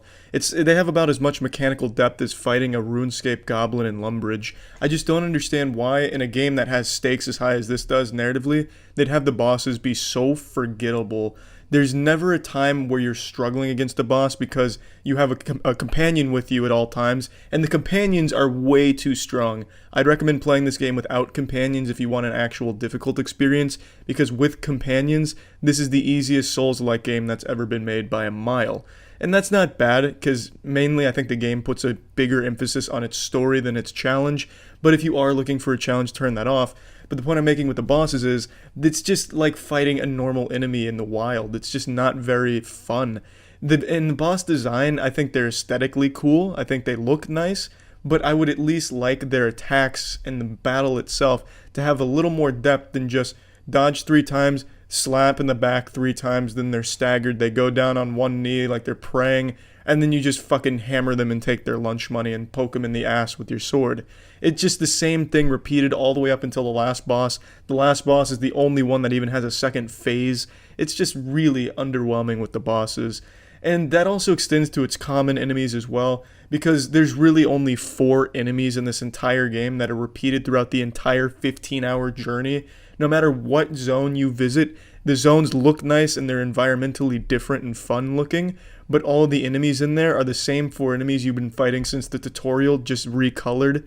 And that's so stupid. I hate that. I like when the games keep enemy variety fresh, so that way you're constantly having to change up how you attack a battle and, get by an encounter. Here, it's always the same enemies in every zone, dropped in groups of 2 that are just kind of planted right in front of you with no care to enemy placement whatsoever, and you just fucking slash through them. There's more variety in Tetris blocks than there are in enemies in this 15-hour adventure. It's just really upsetting to just keep fighting the same enemies over and over and over again. I was really hoping that would evolve, but it doesn't.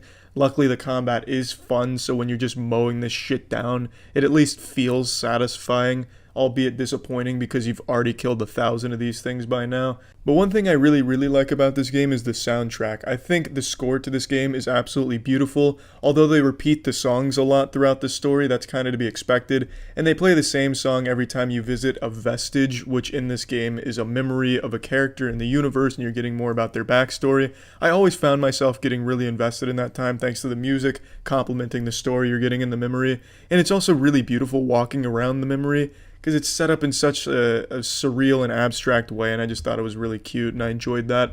And at no point in this game did I ever find the music to be lackluster or forgettable. The music is a really strong point in this game, in my opinion. Another thing a lot of people might like is the ability to co-op the game. You can invite other players, your friends, in to play along with you, and then you have another player and a companion, so then you're just gangbanging everything.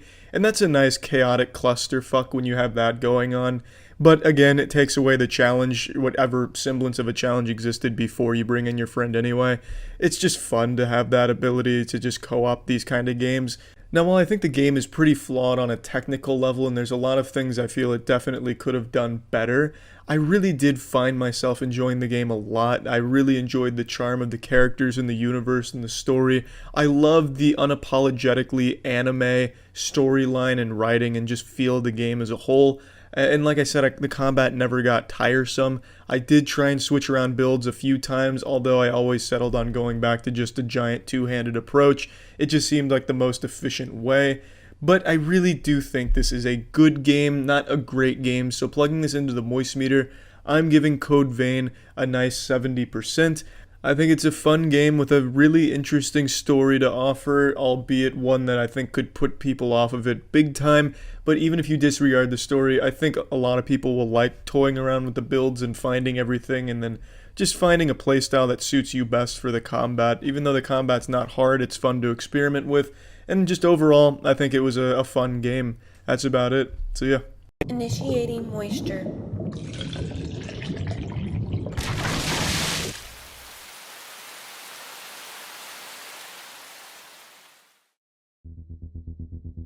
Welcome to Moist Meter. How wet are ya? If you'll check your menus, you'll see that the only item on today's menu is the Surge. The ingredients consist of mainly Dark Souls with a hint of incompetence. However, the overall product is a pretty enjoyable dish, most comparable to a shrimp Alfredo, because the Alfredo is great, however the shrimp kind of brings it down a little bit. I'm a fan of shrimp, but shrimp to me just doesn't go very well in an Alfredo pasta dish, and that's kind of how I feel about this game without giving too much away right off the bat. Now, this game was made by Deck 13. They're the people behind Lords of the Fallen a few years ago, which was their first attempt at a Dark Souls-like game.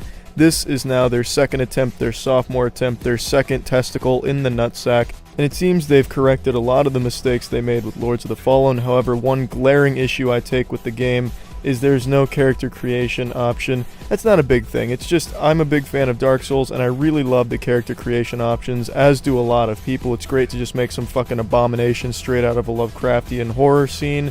You just play as a boring, generic man von bro. There's really no excuse for not just having some type of character creation tools, and it really adds a lot to the experience. Now, the first pubic hair I'm gonna pluck off this chicken is the story. The story's not bad. There's nothing too special about it. It's pretty decently written. There's really no huge issues I take with it. It's not memorable. It's nothing that really stood out to me. It was there. It moved it along. It was nice. Voice acting was nothing too special either, but it wasn't bad. It was just everything regarding story was just pretty mediocre. Finding the audio logs was pretty cool though. A lot of the audio logs were actually pretty interesting to me. But that was about it. Much like Dark Souls, you have to go out of your way for the interesting pieces of exposition, but the story is not bad on the surface, and the cutscenes look fucking great. The cutscenes were really, really pretty, as was pretty much everything in this game. Now, I was not a big fan of the enemies. The enemy design was pretty boring. Almost all the enemies were exactly the same. The bosses weren't too cool either, nothing crazy or off the walls, nothing like a dildo bot that you fought. It was just very bland enemies, as was the armor. The armor was incredibly stale and underwhelming. A lot of it just looked similar to the last piece of armor you got. Nothing really stood out. It was just kind of boring armor. Weapons, on the other hand, were fucking badass. A lot of the weapons were really cool in my opinion. However, it's just the armor fell short. It looked like Matt Damon's Elysium, except with a little more milk in the titty tanks. It just kind of looked like real steel with Hugh Jackman meeting Dark Souls.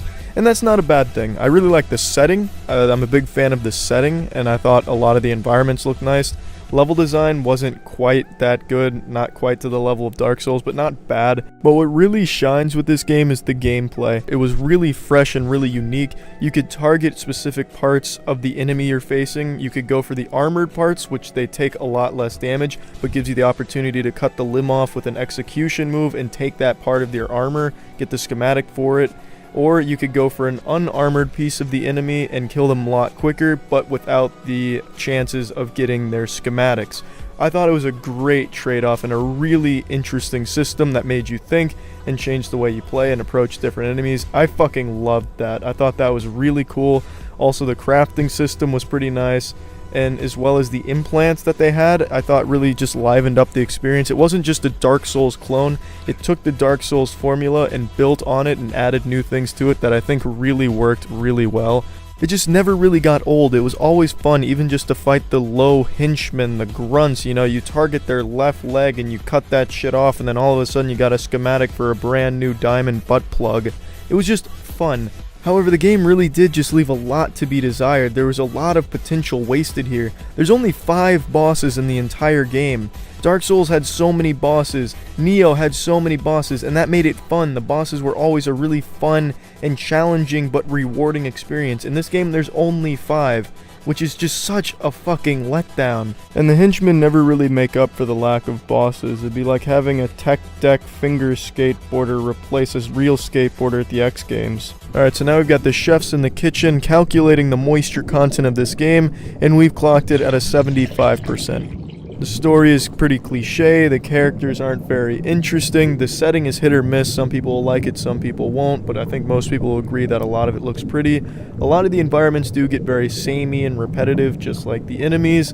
However, the gameplay makes up for most of its shortcomings. The implant system where you jack in a fucking floppy disk into your head to give you little bonuses, that's pretty fun, as well as the actual combat, which is just fucking superb.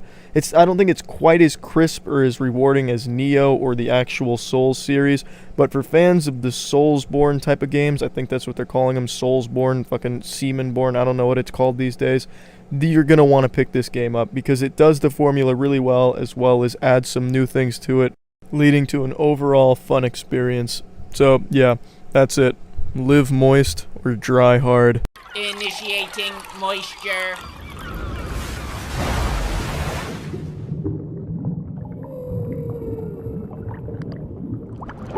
Welcome to the Moist Meter. Today we're taking a look at the new Call of Duty Modern Warfare 2. After spending a good chunk of time in the multiplayer, I feel comfortable now finally giving a full review on both the campaign and the multiplayer. So let's start with the campaign.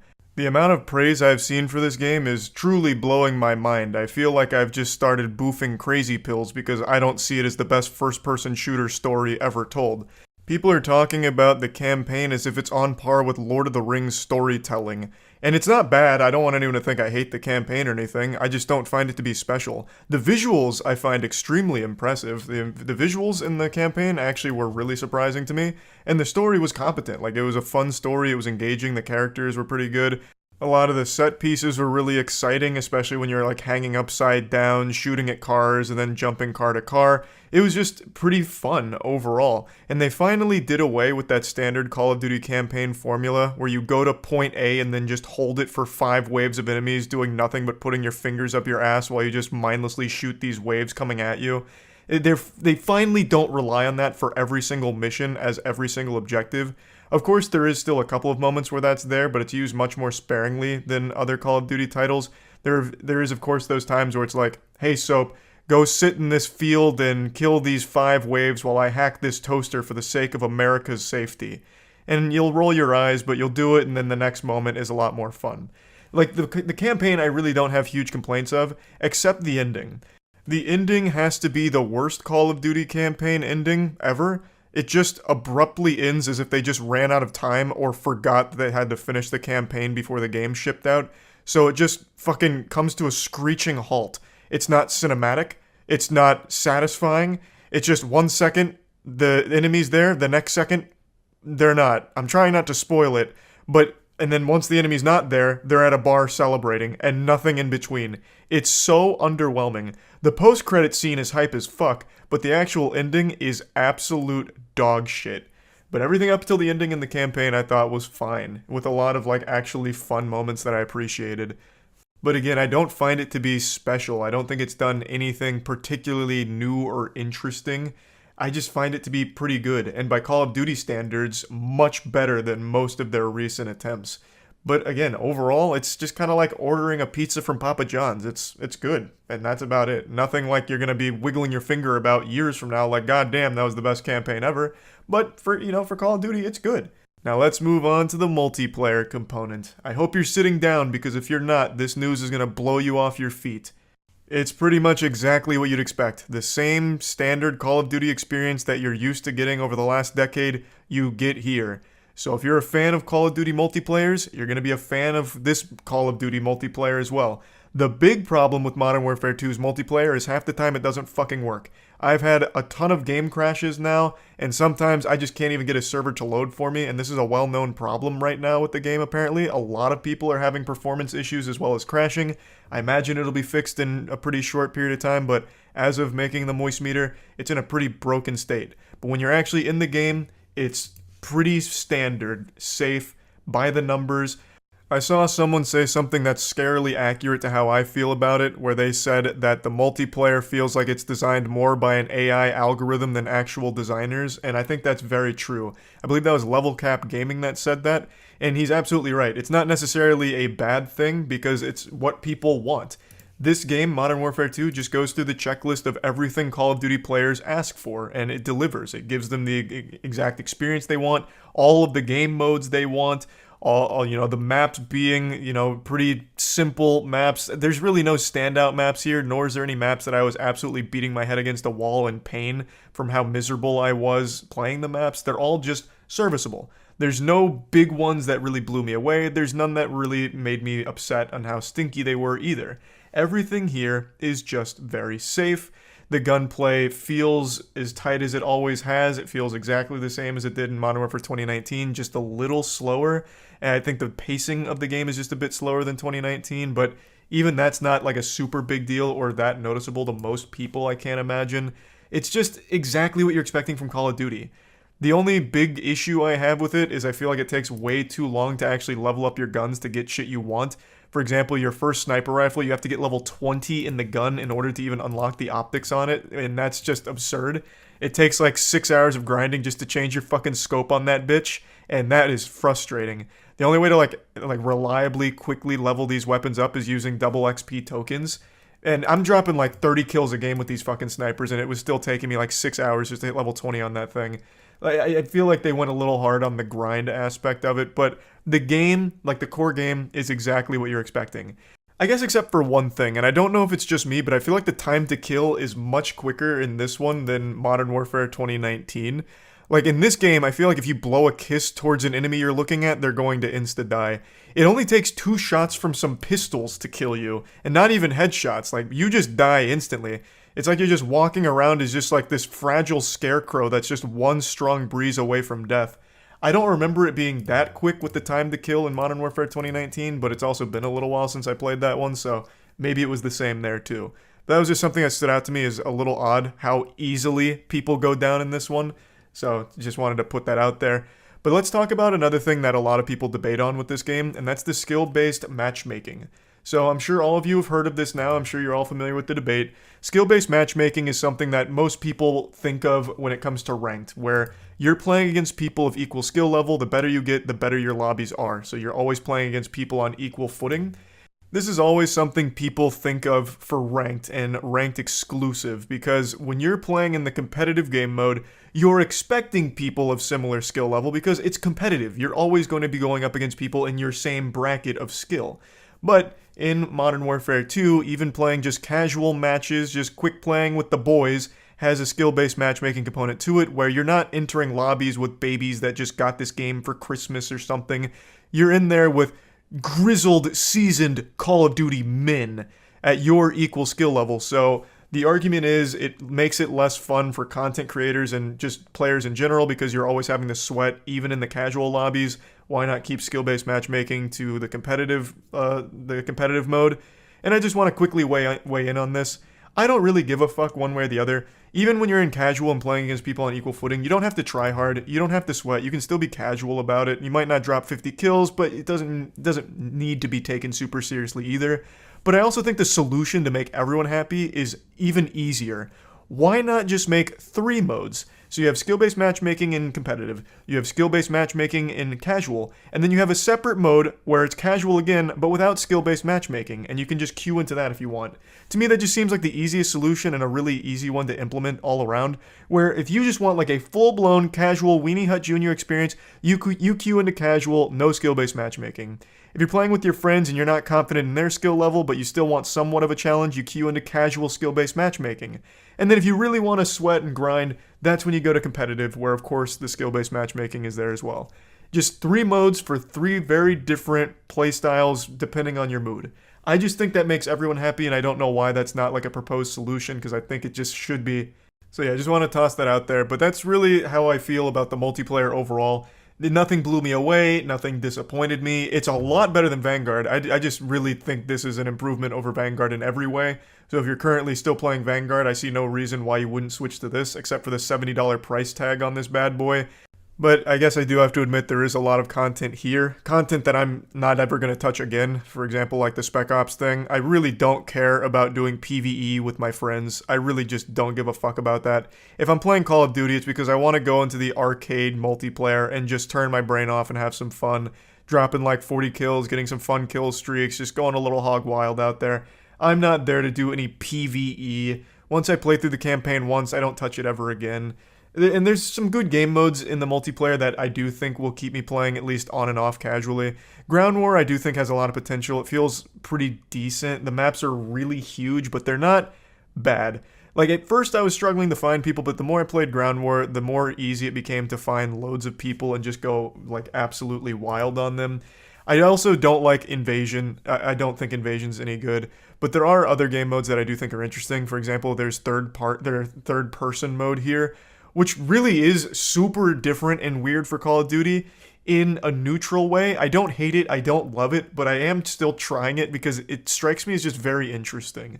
So there's just a lot of content here, and overall, I didn't hate it, I didn't love it. It's exactly kind of what I was expecting from Call of Duty, but with a campaign that was a little above my expectations. So plug in Call of Duty Modern Warfare 2 into the Moist Meter. I'm just going to give it a pretty clean 75%. It's just extremely safe. There's nothing wrong with it aside from all of these day one bugs that make it like unplayable at certain times, but I imagine those will get fixed soon. And other than that, everything else is just pretty standard. That's about it. See ya. Initiating moisture.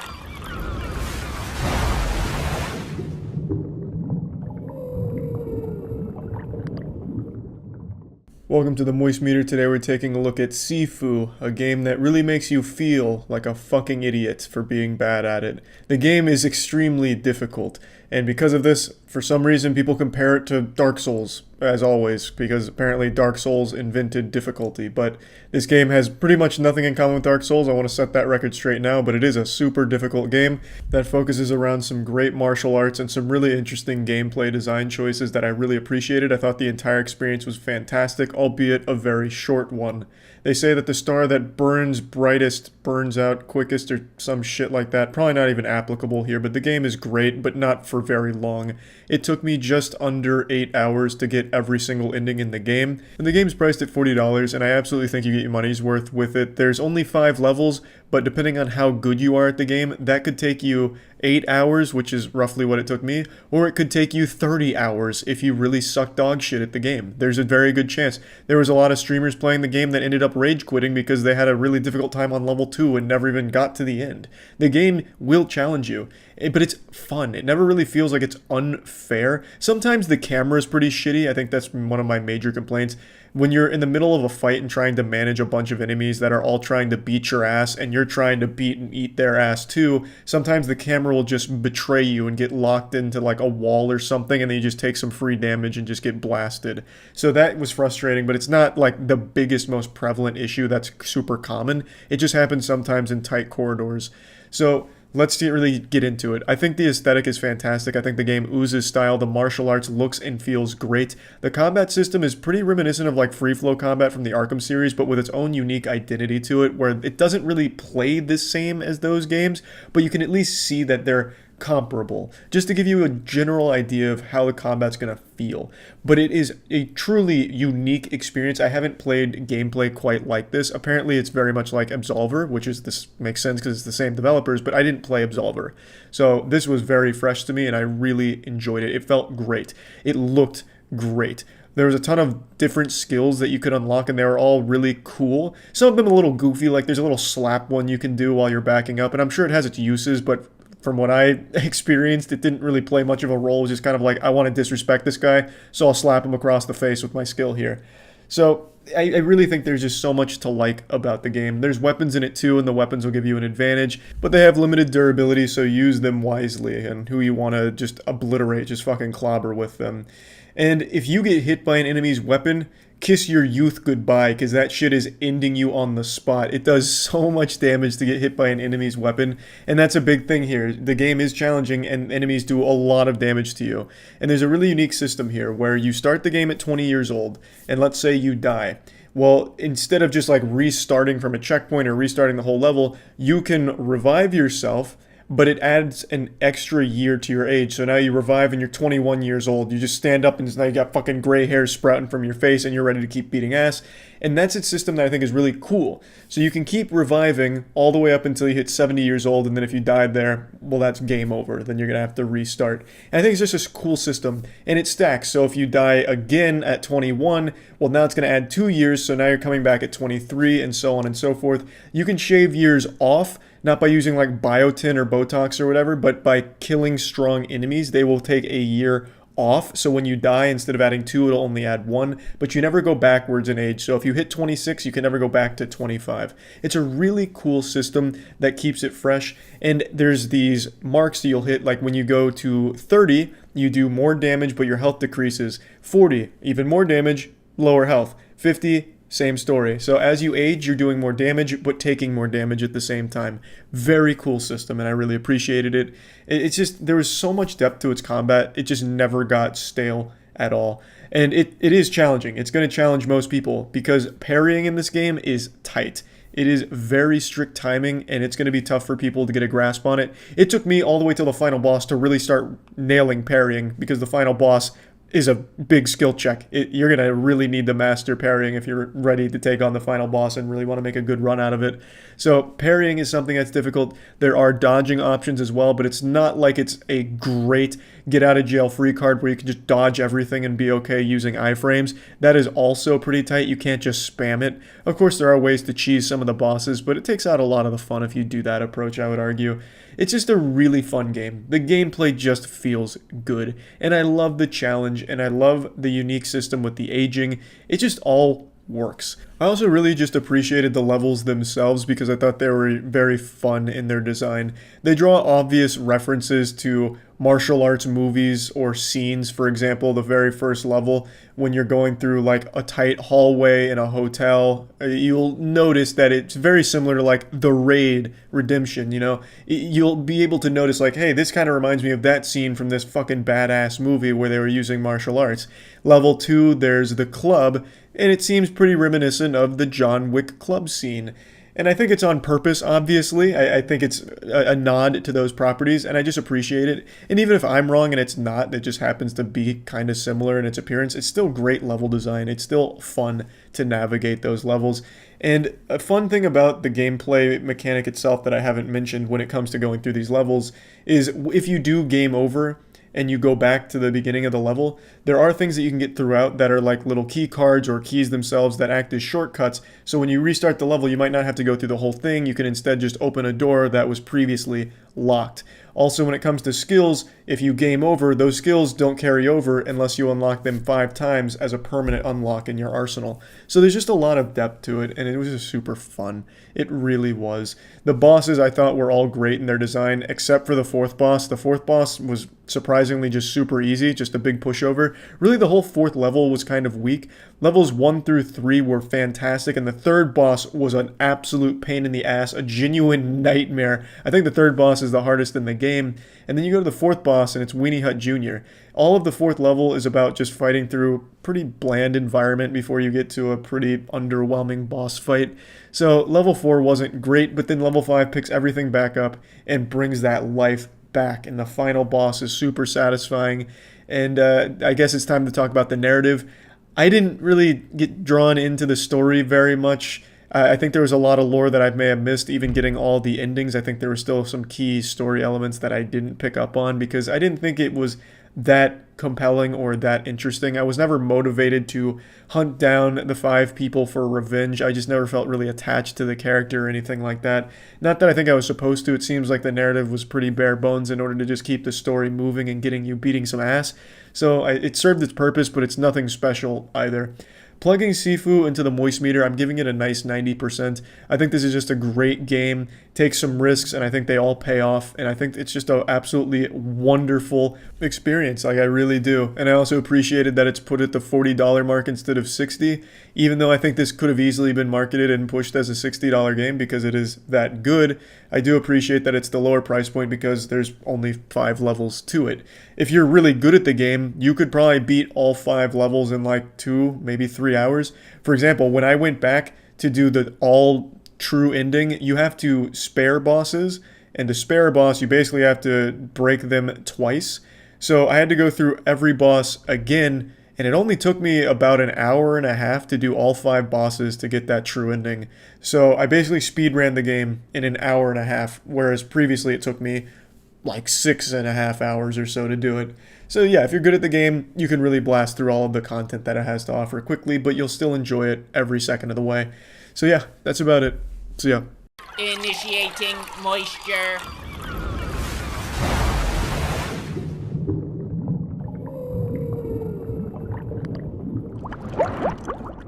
Let me go ahead and start this moist meter by confessing a sin. I don't like the Borderlands series. I wasn't a fan of 1 and 2, and I didn't play Tales from the Borderlands, though I caught up on the lore just for this game. That being said, Borderlands 3 is pretty fucking good. Now, when I say I don't like the Borderlands series, it's not for lack of getting into it. I beat those games extensively. I beat the shit out of them, up and down, top to bottom. I fucked it in the ass and beat the DLCs as well. I put a lot of hours into the game, but it wasn't because I enjoyed the journey or the game as a whole. It was kind of Stockholm Syndrome and the only game out at the time that my friends and I could casually play together. And I'm happy to say that element's still here. It's still great to play with friends, and I see everyone talk about that when it comes to Borderlands. Oh, it's so fucking fun with your friends. It's so much better with friends. Yeah, they're not wrong, it is. And you know what else is? Literally anything else in the world. Anything is better if you have a group of friends together.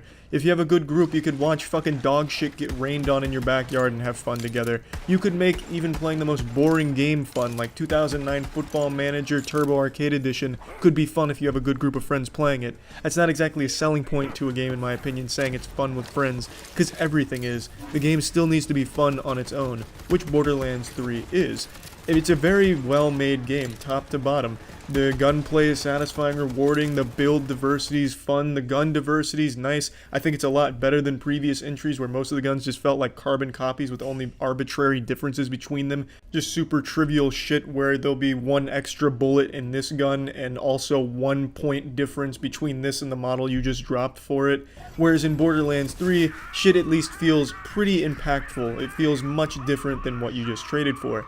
That's another thing. You're going to be swapping weapons out like a fucking madman, like going trick-or-treating here with weapons. You're just going to be having so much shit come in. You'll be having to get rid of shit to make room for new shit, which is nice. It keeps the experience constantly fresh. I think the abilities are a lot more fun this time around. I found myself enjoying that. And I also think the game's environments are much better designed. I think it's a lot prettier than the previous games, only via artistic choices. The game looks exactly the same as Borderlands 2. If you put these side by side, you would not know they weren't the same game. That's not exactly a complaint, that's just the aesthetic of the game. It's not going to matter how much graphics evolved because this shit's staying cel shaded and it's gonna look pretty much the same. That's its design choice, and I'm fine with that because they made some really nice art choices with a lot of the different places you visit. You visit other worlds, you go to a lot of different things that constantly change the tone of your environment, and I think they all work extremely well. I really enjoyed visiting all of the new locations, and I had a lot of fun exploring through them as well. I also think their enemy design this time around, the character design, the new characters, new enemies they introduce, is incredible. Much better than previous games, and it's just a general high point of this game for me. I enjoyed all of the boss fights for the most part, though they weren't mechanically difficult. I at least thought that it was fun enough with how the character looked and how they fought to make it a memorable boss fight. I also really liked Gigamind. I think he was really fucking cool. That being said, these are most of the compliments I have for the game. Everything else is about to be a negative, so go ahead, Gearbox fans, and grab your dick hard, because I'm coming in a little raw with what I'm about to say. The writing is insufferable for me. I cannot stand the humor in the Borderlands series, and this game is no exception. Characters drone on and on and on, and every sentence is supposed to be a zany, wacky joke, but it just almost never works. There's a couple of good lines throughout the game, but obviously there's going to be, when the script is like 70,000 words and it's all jokes, a couple of them are going to land, so it's good that they at least had a couple, but for the most part, this shit is stinkers. The jokes don't work. I really found it super grating, especially characters like Ava. Oh my lord, it's just... It was insufferable when you had to just sit through dialogue, and if you're just going to beeline the story, that's going to be a lot of dialogue you're sitting through. That's another complaint. The game feels like it wants to be more fast-paced than it's allowing you to be. If you're playing the story missions and you're just going through the story, you're going to be fucking nuts to butts, going hard as shit in all of the fights, jumping, sliding, using all your abilities, chaos everywhere. You'll finish a room and then you have to wait a minute, 2 minutes for a character to finish monologuing with his jokes and explaining the exposition, and then slowly walking up to a door to open it so that we can go to the next room, wipe all the enemies, which is fun, and then you wait another 2 minutes for that character to just very slowly walk his fucking ass cheeks all the way over to the other side of the room and open the next door for you as he's talking and making bad jokes the whole way. Oh my god. It made me so upset because you get in this rhythm where you're playing so fast and you're having a lot of fun, and then it comes to a screeching halt where you get just nothing but slow-moving NPCs that have to come hold your goddamn hand like a lost toddler in a grocery store to lead you to the next corridor for you to blast enemies' shit off. It was frustrating. Now, that problem doesn't exist in most of the side quests that I played through, and I had a lot more fun with the side quests than the main ones. Another thing, the narrative isn't good. The new villains, the twins, they suck. They're bad villains. Most of the characters in the game I think are bad, but that's just because the writing and the humor is so bad. But these villains are another step up. They're just not good at all. And talking about the humor being really more misses than hits, obviously that's subjective. I can see a lot of people, you know, enjoying when they say amaze balls 10 times. But for me, hearing epic amaze balls 10 times makes me want to lay my ears down on a belt sander. It's an assault on the senses with some of these characters and what they say. Like I said, there are a few decent lines and a few decent moments, but overall it just wasn't for me. I get it if you like it, I understand. Just totally not for me. And the good thing about the game is you don't need to understand at all what's going on narratively. You can ignore all of the characters and just enjoy the fun gameplay. And the gameplay is, no doubt, very fun when you get to play it the way you want to play it. Driving is still not good. I don't think Borderlands will ever get driving to a state where it's fun to go from point A to point B. Here's no exception. That's still a chore. That's no fun at all. But unfortunately, what's most insulting about it is you can't skip any of the dialogue or any of the fucking cutscenes. There's no way to speed it up. They're so proud of their jokes and their narrative plot line here that they make you sit through every excruciating second of wacky voices and stupid fucking phrases. So, yeah, I hope you're ready to strap in for that, or you develop a way to tolerate it, or maybe you're just already predisposed to enjoy it. I don't really know.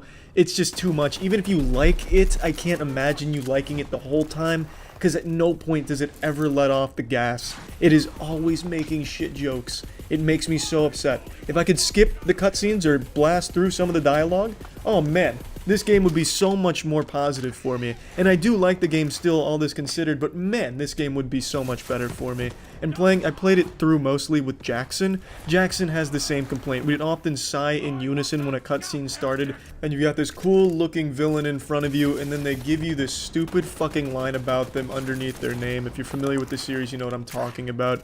They have something about the character, just 1 or 2 lines, and it says some garbage shit like, "Sick burn, bro," which was exactly verbatim one of them for one of the villains that came up.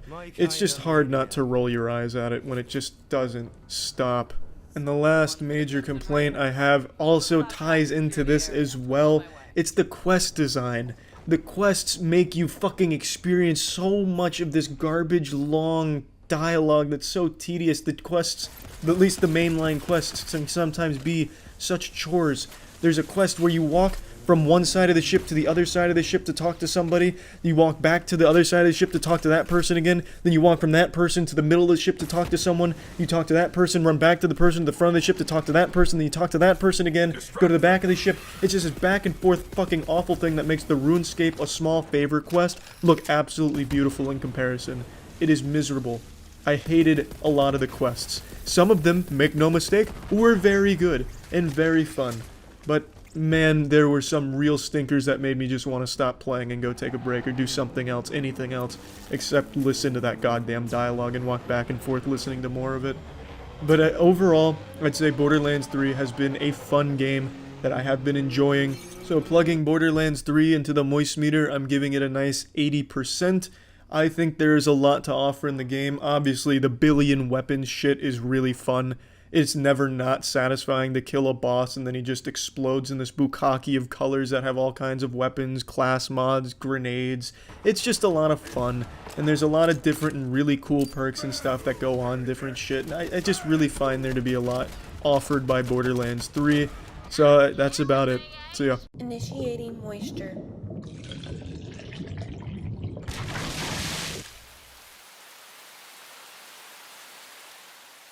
Moist meter, Cuphead, 2 words that are synonymous with excellence. Many of you are probably like me and remember Cuphead being first announced when you were a young boy. Now you're a 23-year-old man who's graduated college and has sprouted a very scraggly beard that he hasn't shaved in a while, and you kind of expected Cuphead to never come out. But to everyone's pleasant surprise, it has finally been released into the real corporeal world, and my god is it amazing. It is a beautiful, great, beautiful, excellent, great, splendid experience. Let's go ahead and start with the beautiful, great stuff. Let's start with the best thing. The first thing that's going to give everyone a stiff clitoris and a hard wiener is the aesthetic of this game, the visual style. Designed to be like a Hanna-Barbera cartoon, it is absolutely amazing. It is just a joy to watch, joy to play. Everything is just so nice to look at. It is just an absolutely gorgeous looking game. It ejaculates style. It anally leaks perfection. Just the visuals are so nice and stimulating. It's great. My favorite visuals in all of video gaming, most likely. I'd really have to think of something that can even compete with this. I had a really rough hangover just a matter of hours ago, but when I sat down and played Cuphead for a little bit, it not only completely got rid of the hangover, but it filled my body with great nutrition and vitamins. It made me a taller and more handsome man. And not only is the visual style top notch, I'm happy to say it's not like one of those games where it has really great visuals, but everything else is lackluster because they spent all the focus on the look of the game and everything else kind of sucks ass. Here, everything is really great, not just the visuals. The gameplay is super fun and it's very challenging. It's really trying to push our species to evolve and adapt. It's kind of like the scene in Deadpool where they're forcing the mutations to come forth. That's what Cuphead is trying to do to our species, and it's beautiful. The game is challenging, but it's fair. It's very fun to play. Soundtrack it's really nice. It gives you something to really wiggle your finger to.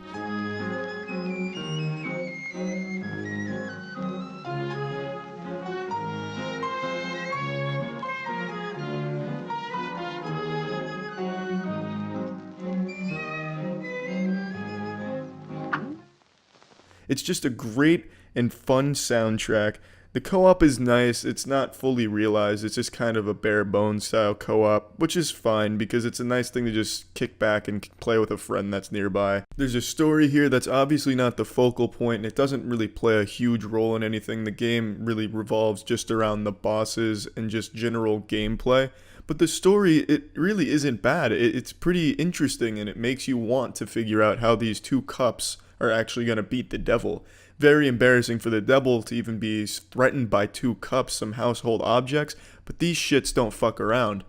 There's also a lot of gameplay, a lot of content here for a price tag of $20. There's a lot in this game there for that price point. Now, there is a few complaints I have about the game, and I also need to mention I'm only showing footage from the first couple of bosses because a lot of the fun of the game comes from finding these new bosses and being shocked by how beautiful they are. It makes you want to give them a big sloppy kiss.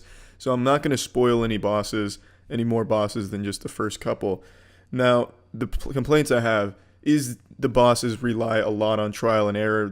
You're never going to one cycle a boss for the first time. You're going to take many tries to do it. It's not exactly a huge complaint because it'd be underwhelming to just steamroll a new boss. So it's good that you can't really do that.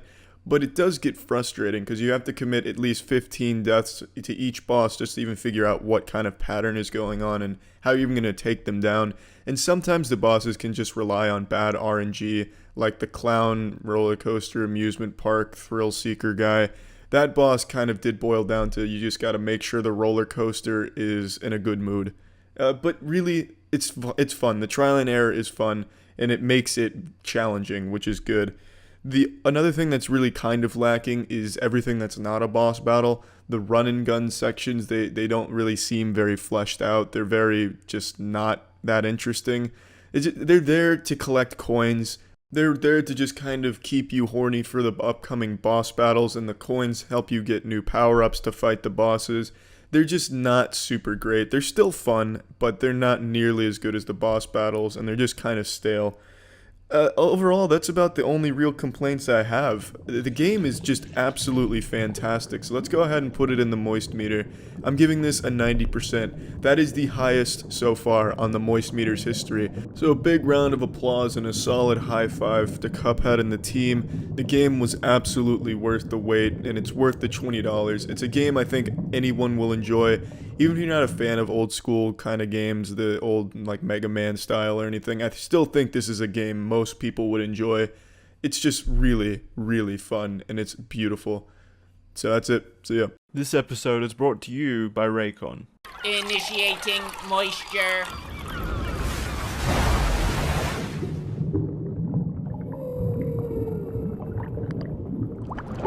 I was an Animal Crossing virgin until New Horizons came out, and I have to say, this is not the kind of game I've ever really enjoyed, but this game fucking bangs. I've had so much fun, and I can fully see why so many people get so invested in the game. There's just so much to do in it, and it's a never-ending experience. Now, for me personally, I found most of the fun to be sharing the experience with others. I streamed a lot of Animal Crossing at twitch.tv/moistcritical, and the most fun would be when I opened up the floodgates and let the stream come in. I'd march right up to my airport staff, I'd say, "Orville, unlock that door." He'd look at me with tears in his eyes and say, "Charlie, please not again, we can't handle more of this." And I'd say, "Orville, open that fucking door." Falling into a deeper sadness, Orville would remind me, "Charlie, the internet's a weird place and we've had trouble with some of these degenerates using your island like a fleshlight. Are you positive?" And I'd say, "Orville, don't take that tone with me again. We're opening the gates." The PTSD would set in, he'd go into a hysterical fit, but he'd open those gates and we let the internet stream come in. And I basically turned my island into a sexual paradise. Basically, I turned my island into OnlyFans. And it was a magical experience. The community came together. I'd hire some of the people to water some of my plants while I was out fetching some wood so I could build another chair. There was just so much to do. The amount of things you can do in Animal Crossing is astonishing, honestly. And it wasn't just sharing the experience with my streams. Tiana and I played a lot of Animal Crossing off stream. She really enjoyed the grind, and it was fun playing that with her. So I think this is a game that fits extremely well for anyone looking for a really laid-back kind of game, or just a casual game to play with someone that's really not even a gamer. Because there's a lot to do. You can decorate your house in all kinds of different ways, decorate everything on the island, customize so much shit. You can terraform your island into multiple different ways. You can have fucking waterfalls running through your shit. You can really design something truly unique and fun. The only thing is, this is not a game I'd recommend to everyone. The pacing in this game is extremely slow, and I typically don't like that, but I didn't mind it in this game because, the grind was enjoyable. It's very colorful, the characters are fun to talk to. I just don't really have any complaints about the game, to be honest, but I see why a lot of people wouldn't like it, because the entire game is basically a giant fetch quest. It's a never-ending fetch quest series, and that's not exactly fun. The fun comes from when you complete that and then build your shit, but for a lot of people it's going to be pretty relaxing and even therapeutic to a certain degree just to cast your fishing line out there and catch yourself a golden trout at some point. It's just a really, really casual, laid-back game that has a lot of depth to it if you're willing to give it that chance, so you could really build something wild, a giant fucking empire on your island, and I appreciate that. The possibilities in this game are actually endless, and I mean that with no exaggeration. You can do pretty much anything you can dream of for your island. The customization is wild. I went to someone's island and they had their entire house decorated in Pokemon posters and also a satanic ritual room to try and summon Pokemon. It was crazy what they were able to do. The only negative things I can think about the game are just how slow of a burn it is. And again, I usually hate that, but I didn't mind it here, but I definitely see why a lot of people would. Especially the beginning in particular, it is super slow. You'll only be making like one fucking flower in the beginning, then having to wait a full day. Also, everything happens in real time, so one day in the real world is one day in the game. The only way around that is changing the time on your Nintendo Switch, which full transparency, I did. In fact, I time traveled 40 years into the future just to see what my island would look like. So I traveled to the far off future of 2060. And let me tell you right now, Tom Nook is an immortal. He might be a vampire, I'm not quite sure. Maybe the Fountain of Youth exists on the island. There's no real telling, but in 2060, it was identical to 2020. So a bit disappointed there. I was hoping, all the characters would have like graying beards or something, look like some fucking wizards out of a Tolkien novel. But that didn't happen. What I'm saying is, if you're going to play this without time switching, which a lot of people consider cheating, I don't. I don't see any problem with it. It's just progressing in the game at a different pace, at your own pace. Since it is a personalized experience, I don't see anything wrong with it. But there's a lot of people that take issue, and if you're not going to do that, you're going to be kind of bored for like the first 3 days because you're not going to have a whole lot of shit to do. It's very limited in what you have available to you in the beginning. And it doesn't really open itself up until you start really getting shit cranking, like in a week, maybe. And that's not a bad thing either. Because maybe, for some people, the experience will be, hopping on the game for an hour or two a day, and just doing some chores, getting some things set up, and then the next day the buildings are complete, and then you go from there. it's going to be different for everyone, and I really think it just offers a lot to just a casual experience that's really customizable. So, plugging Animal Crossing New Horizon into the Moist Meter, I'm giving this bad boy a 90%. I really didn't expect to like this game, but I ended up really liking this game. So yeah, that's about it. It's time to talk about Raycon again. I've recommended these bad boys plenty of times by now. I use them for the gym. I think they're fantastic when it comes to anything active. They're wireless earbuds. But let's face it, most gyms are closed right now, and you're probably not going to be going to the gym unless you're trying to weather the apocalypse. That's no excuse not to work out and be active, though. You can do all kinds of bodyweight exercises, calisthenics at home. And if you're going to be doing those, you're going to need some boner jams blasting. So you got to get some Raycon earbuds. They sound just as amazing as the other top audio brands, but they come in at half the price. The everyday E25s are the best model, so I still recommend that one. It's 15% off if you click the link in the description, so if you're interested in Raycon at all, feel free to click the link for 15% off. Initiating moisture.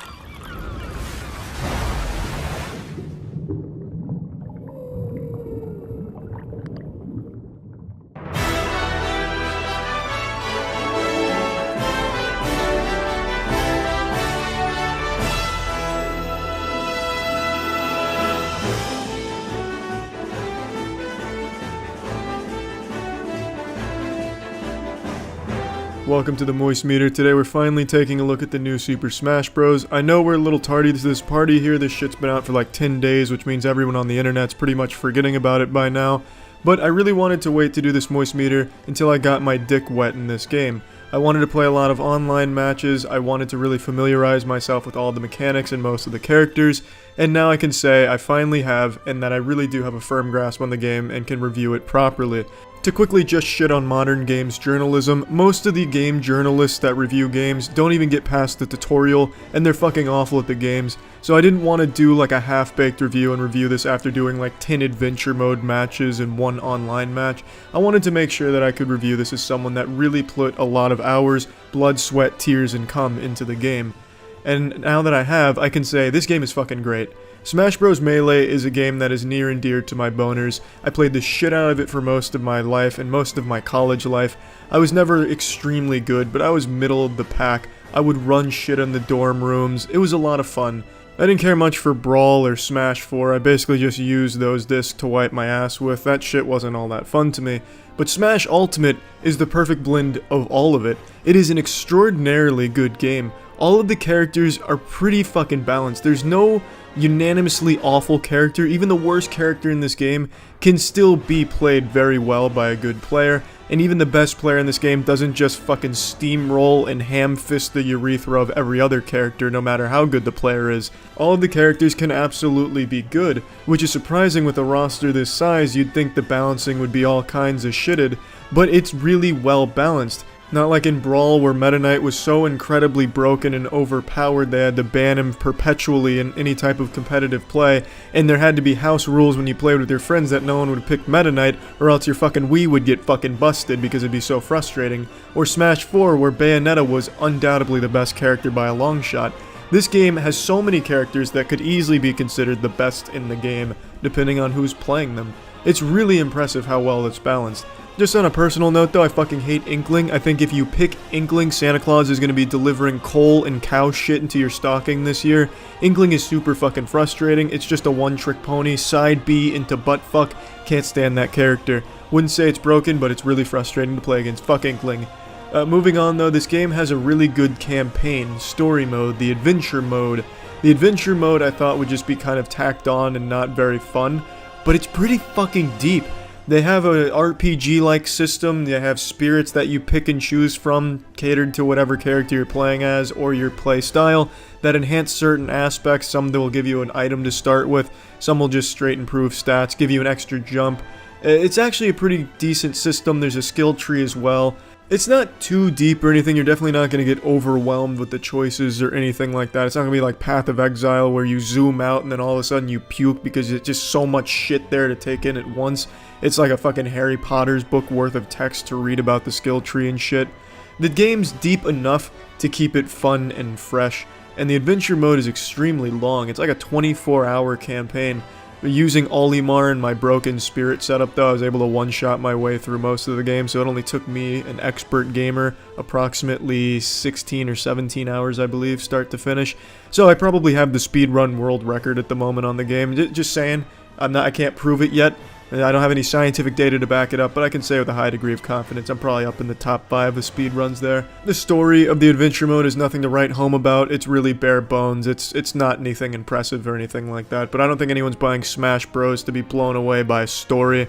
They want to just have some fucking fun with their friends and just smash like shit.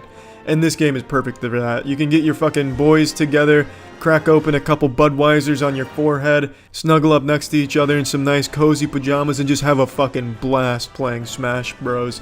It's a really fun game. It's not as technical as Melee, I don't think, personally. But then again, I'm not a top tier player at this yet, so maybe there is more under the hood to this than I currently understand. My little reptile brain may not have been wrapped around everything the game has to offer yet.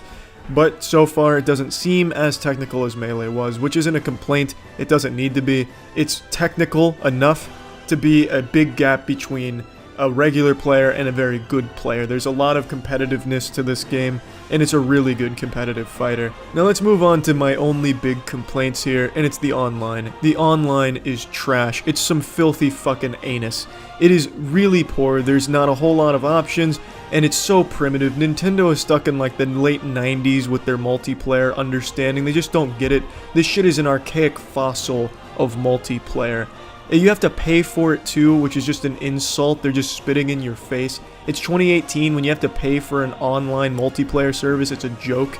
I wouldn't be surprised if soon Nintendo requires you to downgrade the dial-up to use their services online. They make you type in a fucking friend code if you want to friend request someone without being in the same lobby. It's room codes instead of searching for specific rooms or a host or anything like that.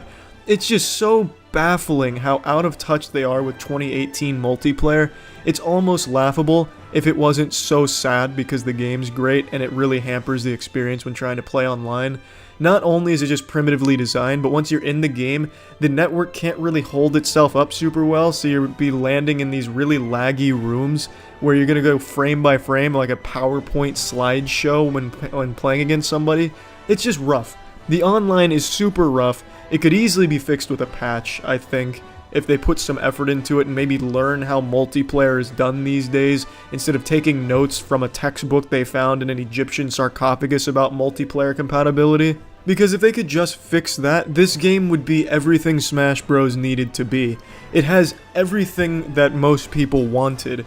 A great cast of characters, more characters to come as well. It looks like they're going to be constantly updating it with balance changes already coming out. It's just a very, very good game. But the multiplayer just holds it, the online multiplayer, just holds it back so fucking much and is a huge shit stain on an otherwise nearly flawless product. And I know you can absolutely argue that there are other flaws with this game, but I feel like they're so trivial in comparison to what the game brings that I don't even think it's worth wasting breath talking about them. Let's go ahead and plug this shit into the moist meter. I'm giving Smash Bros. Ultimate a 90%. The game is extraordinary, it's extremely fun, and it's just held back by a startlingly bad multiplayer. Not just because of really bad practices from Nintendo and not understanding multiplayer, but even the actual multiplayer itself doesn't function as well as it needs to, and it's surprisingly limited in the options that it has. But otherwise, the game is perfect if you want to just play with your friends. It's a great game even if you just want to play by yourself and do like story mode or against CPUs. It's just a great fucking game. I do think this is probably the best Smash game overall, and I don't say that lightly with how closely attached I am to Melee. I have been absolutely loving Smash Ultimate. That's it. See ya. Initiating moisture.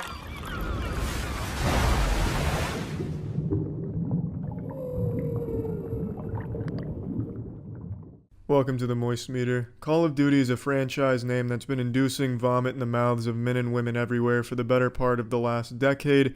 The games they've been pumping out have just been absolute dog shit, truly atrocious.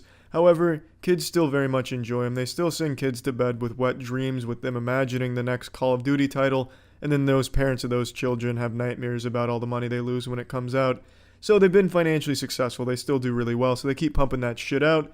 I wasn't excited for the newest one, which is Black Ops 4. until I played the beta for its Battle Royale mode and was blown away. But how is the full release? Is the full release good? Is it worth it? Yeah, it's pretty fucking good. And the best part about Black Ops 4 is they just got rid of the campaign. Some brave hero, some brave warrior stood up in the Activision headquarters and said, you know what? Enough is enough. Our campaigns suck, asshole. Why are we doing this? No one likes them. And then they all applauded and said, you know what? Harrison's right. We're getting rid of this shit. The Call of Duty campaigns have been a joke for the last 8 years. A fucking horrible joke, a B-movie joke, a Tommy Wiseau joke, a fucking joke that they got tired of telling. Eventually they said, you know what, we're tired of telling the same joke, let's get rid of it. And I'm so happy they did, because this game is so much better because it doesn't have a bad campaign tacked on. So Black Ops 4 only has the multiplayer game modes. It has Zombies, Battle Royale, which is the Blackout mode, and then the standard multiplayer everyone's used to. Zombies is great. They made some questionable decisions like removing Juggernaut, but overall it's still a very good zombie experience that you've come to know and love from Treyarch. Really well done, and I have no complaints there, except for maybe taking out a couple of things that I don't quite understand the reason for. The multiplayer, which is the standard competitive multiplayer you're used to from COD franchise, is good. I'm not personally a huge fan of the formula, but it's functional. It works well. It does what it aims to do. It's like a condom. You know what you're getting when you put it on. And it's safe. There's nothing that's going to blow you away. There's nothing that's going to have your jaw on the floor with your testicles right next to it by how good it is. But it's safe. It's normal. It's what you'd expect. So there's no complaints there from me either. It's not personally my taste, but I can recognize it is objectively well executed. It's clean. The biggest complaint with multiplayer is the spawns. The spawns are objectively awful. I've seen 3 play the games where a guy gets a kill, dies, and then gets another kill or a kill after that. So he was able to die and spawn next to enemies. That's a clear problem with the spawning system. That shit needs to be reworked. You can't be having an elite gaming specimen spawning next to some Boy Scouts that didn't even expect them there. So it's a little broken with the spawns, but everything else is pretty clean. Now the biggest thing with Black Ops 4 is its Battle Royale mode, Blackout. That is what I was most excited for after playing the beta, and it almost hurts me to say, but the game's Battle Royale is just so fucking good. I've never enjoyed Call of Duty quite like I have the last week or so of me playing this one. It's just so fucking fun. The Blackout mode is excellent. Absolutely excellent. Now, let me talk about the problems I have with the mode, though, because there are some shortcomings. The sound. The sound in Blackout is horrible. It's deceptive. You have no idea where shots are coming from. It'll sound like there's a guy shooting in the bathroom right next to you in the house, but it turns out that guy was shooting across the map at a helicopter. The sound echoes everywhere, and you can never deduce the genesis of where the sound is. You can never tell where it's coming from. It's like you're stuck in like a fucking echo chamber, and you just can't figure out where it is. It's really frustrating trying to use sound to pinpoint enemies. It's very inaccurate. So that's my biggest complaint with it. Another problem I have is I think the map doesn't lend itself very well to how fast-paced the gunplay is, because it's very hard to find enemies. There's so much foliage, so many trees, and there's not a lot of verticality, so everything's flat. It makes it very hard to find enemies. The map isn't that big, which is good, but the map is so cluttered that you will never find enemies efficiently. The most kills you'll have in a game is anywhere from 3 to maybe 10 if you have a really good round. My personal best, unfortunately, is only 8, which isn't super high, but it's not bad. That's not bad, but, you know, in a game like Fortnite, you have the building to compensate for the map size, so you can build, get a better vantage point, and find people. Blackout, you don't have that, so you just have to find people on a level playing field most of the time, and that's really hard. But for some people, that's probably a plus. A lot of people may like the slower pace and the lack of finding enemies, but me, I like the faster paced games, so that's a negative in my book. Now, it's going to be hard to talk about Blackout without it being compared to Fortnite, so I'll compare it to Fortnite. I think Fortnite is a better Battle Royale game for one simple fact. You can always fight back. The positioning, let's say someone is camping near a tree that you don't see because you're playing fast-paced, and they see you first. In Fortnite, you get shot at, you build, you can react, you can fight back, you can outplay them. You're never going to guarantee a loss by getting out-positioned or because you're at a disadvantage. In Blackout, if someone has a better position, sees you first, you're pretty much fucked. I mean, that is, of course, unless the guy that spots you has got his soft cock in his hands with his eyes closed shooting at you. But the majority of the time, if someone sees you first and you don't see them, there is no chance of you winning that encounter. And I think just for that one simple difference between Blackout and Fortnite, where Fortnite has a mechanic that allows you to fight back even at a disadvantage, and Blackout does not. It doesn't have anything for you to fight back with. It just leaves you out there with your asshole out in the open, exposed and shit. So for me personally, I like the fact that you can always fight back in Fortnite regardless of the situation, and Blackout doesn't have that. So I think Fortnite is the better Battle Royale just for that one simple fact, where if you get good at building, you can always react and have a chance, which I always enjoy. So I do think Fortnite's the better Battle Royale, but I think Blackout is the second best Battle Royale by a wide margin. I think it is just barely worse than Fortnite because there's just one simple difference between them, but it is so fucking good that I can't recommend it enough. It is so much fun. I've been having a whole lot of fun with Black Ops 4, which I didn't expect. I didn't expect I'd ever like Call of Duty again because they've been so uninspired and shitty, but this is just so good. Let's plug this shit into the moist meter. I'm giving Black Ops 4 an 85%. It is just really good. I have so few complaints about it, and the complaints that I do have aren't game-changing. It's just there's simple things that should be tweaked and fixed that I think would make this an even better experience, but right now this is probably the best multiplayer game that's on the market. That's not free to play. It's probably the best retail AAA game out there at the moment. If you're into multiplayer games and shooters, it's definitely worth picking up. It's a lot of fucking fun. See ya. Initiating moisture.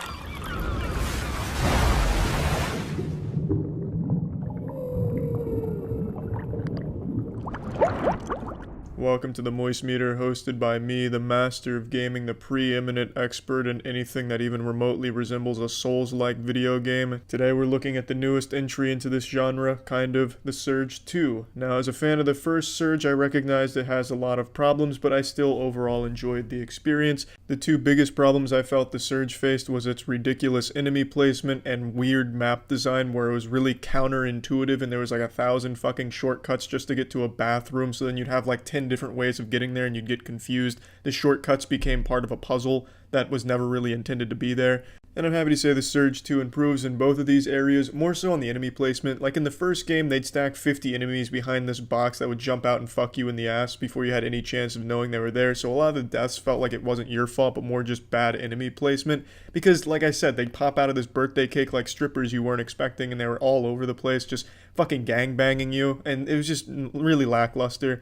The Surge 2 doesn't have this problem. The enemy placement is a lot better, I feel. However, I feel a lot of the maps are still confusing in their design. For example, early on, Brother Johnny, when you're navigating Port Nixon, just this corrosive swampland of stink, it's really hard to get a feel for it. It takes 4 or 5 times going through it before you finally figure out where things are, which is really frustrating because if you die somewhere in Port Nixon, trying to get back to it is just an absolute chore. You feel like a blind man feeling his way around the area because all of these corridors are so tight and genuinely identical in terms of what enemies are there and how they even look.